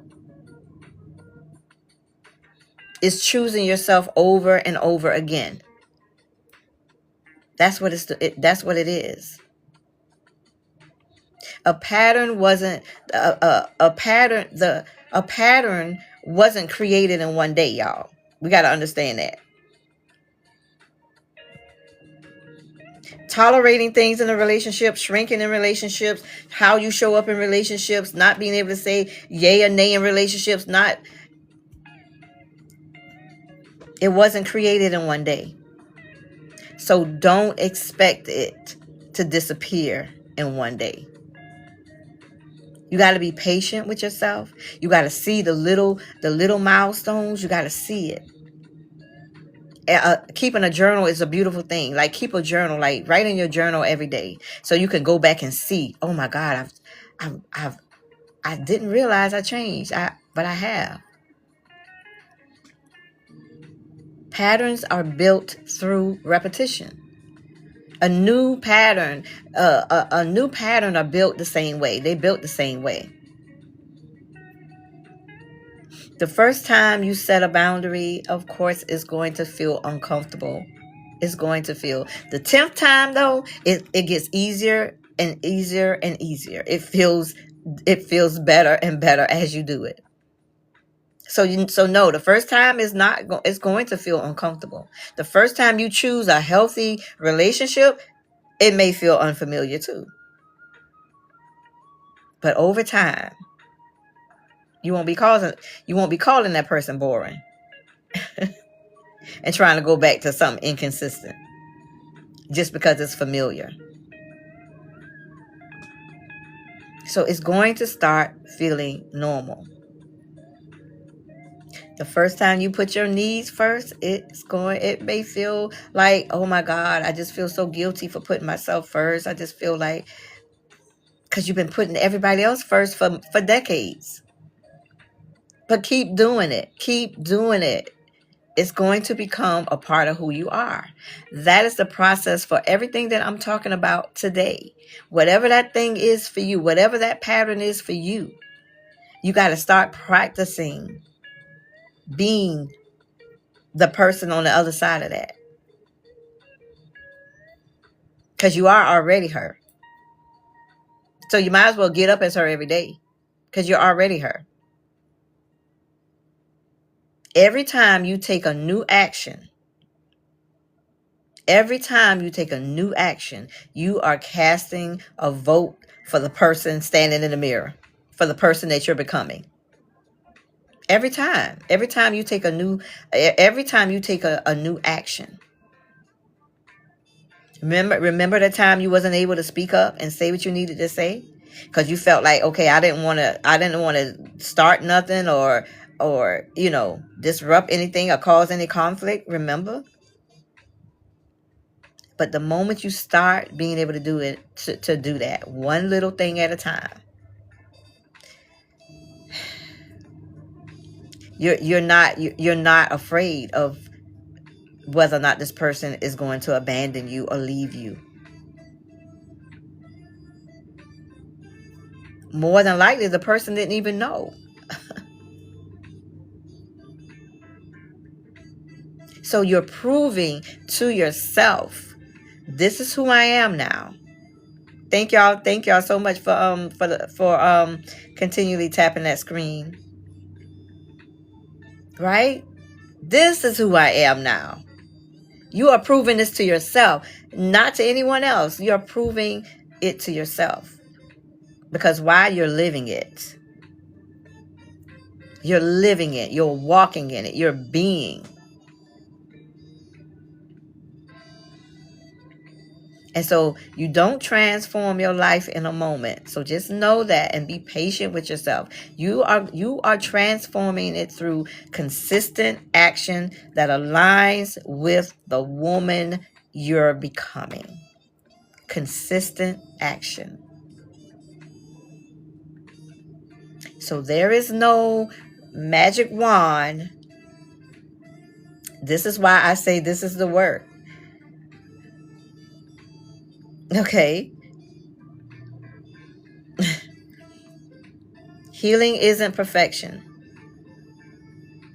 Healing is practice. Healing is practice. That's what it is. I want you to put that in the chat. Healing is practice. Welcome everybody coming in. Thank you so much. Lynn Hall. Hello, how you doing? Tay, I think that is. Put that in the chat, everybody. Healing isn't perfection. Yes, healing is practice. Healing is practice. Healing is practice. Thank you, Julia. Thank you, Justice. Destiny Star. Hello. Let me remind y'all. Let me remind y'all that if you're new here and you want to be a part of the Healing Her community, you do so by going up there to my name, as well as following. You go click my picture to follow. You go in there where the heart is in the white background and you grab your heart meat. Okay, that is saying I'm not just in here watching, but I am a part of the Healing Her community. So I wanted to send out that reminder. Thank everybody else who are continually tapping that screen and sharing the live out and commenting and doing all the things. I would like to see y'all. I see a lot of y'all. I'm thinking that is new maybe to the platform who don't have a blue badge next to your name. That kind of tells me that you're kind of new up in here, because TikTok lets us know, with the badges and the number inside it. Let me know in the chat how many of you know about the blue badges and what it means. Let me know in the chat. Let me know in the chat how many of you know about the blue badges and have seen people come in with the blue badges. I think it's in front of their names. Let me know in the chat. Let me know if you know what that means, because TikTok is a tattletale. TikTok is a tattletale, y'all. They tell all y'all business. They tell all y'all business. Let me know in the chat if you know what that blue box mean. And I'm finna it's almost 1 o'clock, y'all. Oh goodness, we've been having a good conversation in here today. Oh my gosh. Yes, okay, yes. Yeah, I know you know, Butter Rob, because you got, and that's a good example, because right now I think, I think Butter Rob, that we are engaging. Yes. So I want y'all to know, I don't want to leave y'all blind, because sometimes you go in the rooms and people won't tell you why they're not answering your questions, why they're not even recognizing your comments. Some people will not tell you why. They just will not it's like you invisible in the room.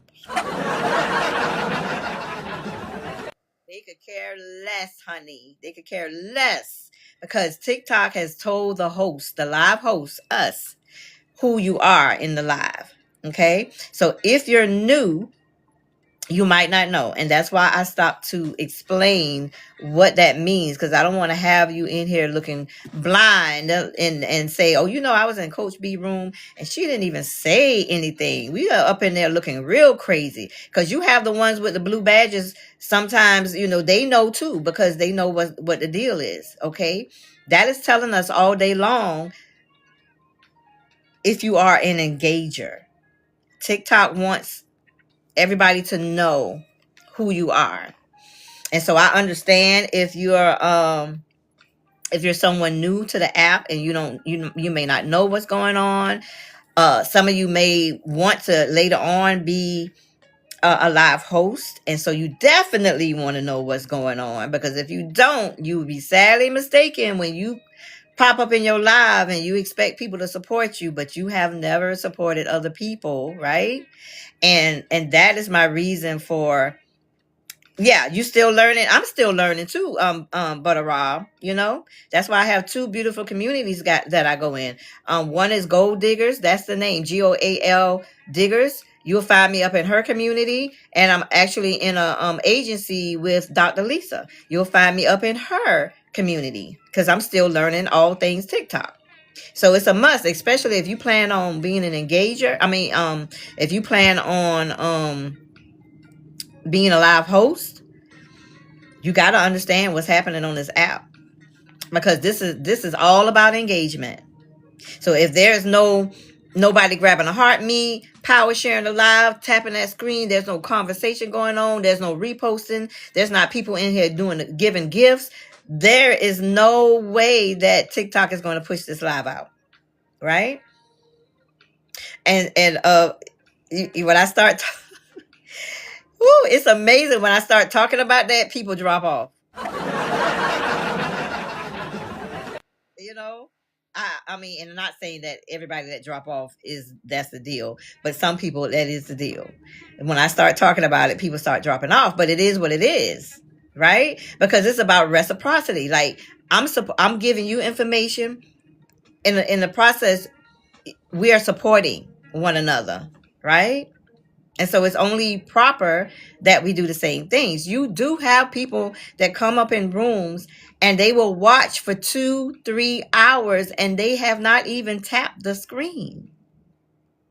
It's just what it is. I could go up here. It's 5 of us in the room right now.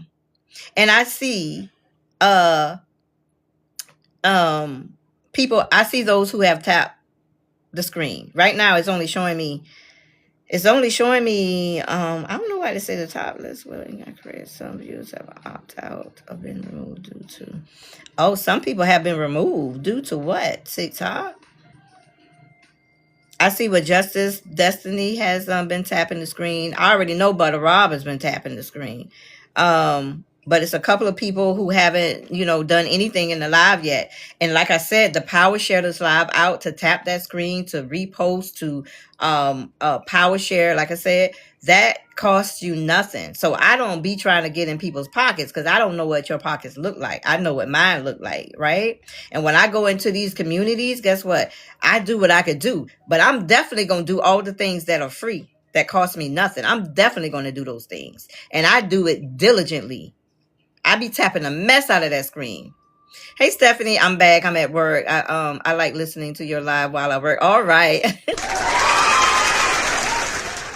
like Stephanie who is, you are at work and you can't do all the things right, at the moment, right? And that's understandable. And I love when they do and come and tell me that, because that lets me know, okay, but you do have people who come in and they just sit and they don't do anything. Hey, like I say, I pick it up from the people that I learned. This is not TV. This is not TV. Like, when I get through, like I might go in and watch TV. I ain't got to do nothing but just sit there and watch it. But this is not TV, y'all. This is not television, right? Peace and love. Yes, yeah. Enjoyed you so much today. I have to go. Listen, Butter Rob, I appreciate you so much. I always like to see you in the room. Thank you so much for being a part, and I appreciate everything that you've done in here, the gifts and all the other stuff. All right, I love you, and I see you soon. All right. Because I need to get my butt off of here too. Like, what in the world? I think this is the longest I'm on here, because on the weekends I'm more free. On the weekdays I'm kind of busy, so I have to like get off for a certain time, because I have things that I have to do, right? Yeah, let's see. Yeah, so yeah, I guess I just go ahead and wrap it up, because I don't want to keep y'all in here forever. And I will be talking about these things like over and over and over again, y'all, because these are some of the things that help me be able to tap into who I am. Like, really remember who am I? What do I want to experience in this life? Who is the person I want to wake up as every single day? And every day won't be good days, but for the most part, I should experience that.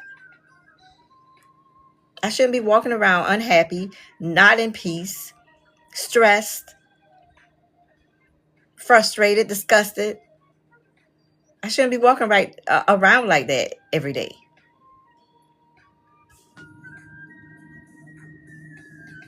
I shouldn't. I should not. So I'm going to leave y'all with this. If you've been beating yourself up because you know better, but you keep doing the same thing, you're not weak and you're not broken. There's a pattern issue. There's a belief system issue. There's an embodiment. You don't know who you are. So you're not broken and you're not weak. You just need the information. Stephanie says, I still struggle with that sometimes too. It's a process. Yes, it is a process. We will be, growing and growing as long as our eyes are open. And it's okay. When we could look back and see where we came from and continue to grow in the process, continue even let's see. Even even when things don't quite turn out right, but we can still be okay and not have to like just kind of like lose ourselves in what we're dealing with. That's what it's all about, because we will experience contrast. It's no getting away from that while we're in this third dimensional world. So you're not broken. Again, you're not weak. It just means there is a deeper pattern that is asking for your attention. The pattern is asking for your attention. The emotions you are experiencing, how you're feeling inside your body, is trying to get your attention. It's trying to get you to pay attention. So the goal isn't to shame yourself. It's to understand yourself. That's it. We gotta go back to understanding ourselves. We wasn't born like that.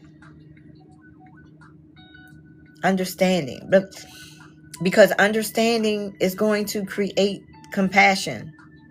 And we got to give ourselves more compassion, because that creates the healing. And the healing creates, we're able to make different choices in our life. And we'll know whether or not we're growing, because based on the choices that we make, it always tells us the story. It's like there's no lying. So if this live helped you, follow me, okay, for more conversations like healing, self-worth, breaking toxic patterns, and becoming the woman that you were always created to be and that you are now. That's it. All right. So I'm going to get off of here, y'all. I appreciate y'all. Like I said, I appreciate everybody who grabbed your heart me, who wanted to be a part of the community. I appreciate those who tapped the screen, those who commented, those who really, had a conversation in here going with me. I really appreciate you, because it would be kind of crazy sitting here trying to talk to myself. Okay, so I appreciate all y'all that tapped and reposted and gave the gifts. I appreciate y'all so much. And enjoy the rest of your weekend. And remember, it's okay. Now you get to tap back into who you are and become the best version of you and see your life change right before your eyes. So I will see y'all. Hopefully I'll jump on tomorrow. I don't know. The topic is always about stop trying to be chosen. It's always about that. It's always about that. Welcome in, even though I'm about to leave, but welcome in anyway. It's always about stop trying to be chosen. Stop abandoning yourselves in order to be picked, in order to be validated, in order to be approved by somebody else. Stop doing that. Now the shift becomes, start choosing yourself first and no longer auditioning for love. We don't have to audition for love. You are that love. So no more of that. No more of that. So now those of you who are in the room, you understand, okay, I knew better, but why didn't I keep doing that? We understand those patterns, those our identity, the things that we believe about ourselves, those different parts of us that wasn't really who we were. It's just what we picked up along our experience and our life journey. We picked those things up. Now we got to start creating a new identity, a new belief system, understanding how our nervous system operate and why it works the way it does. Okay. And we got to start to embody the person that we already are. Start to walk in that. And we start to see change little bit by little bit by little bit. Right? Listen, y'all, I'm at 29.9K. Can I get those in the room to tap that screen to get me to 30K before I leave? Can I get y'all to do that? Because I can't tap my own screen because TikTok don't like that. But if I can get y'all to start tapping the screen, those of you who are in here, that would be amazing. Thank you. Thank you so much. Thank you for tapping that screen. Listen, yes, let me see. Let me see. I want to see who tapping. Is that Stephanie? There we go. Thank you, thank you. Thank you for doing that. Thank you, Stephanie. Thank you for doing that for me. All right. So, y'all have a great day. Stephanie, have a great day. Everybody else, have a great day. And hopefully I will see y'all on tomorrow. Bye.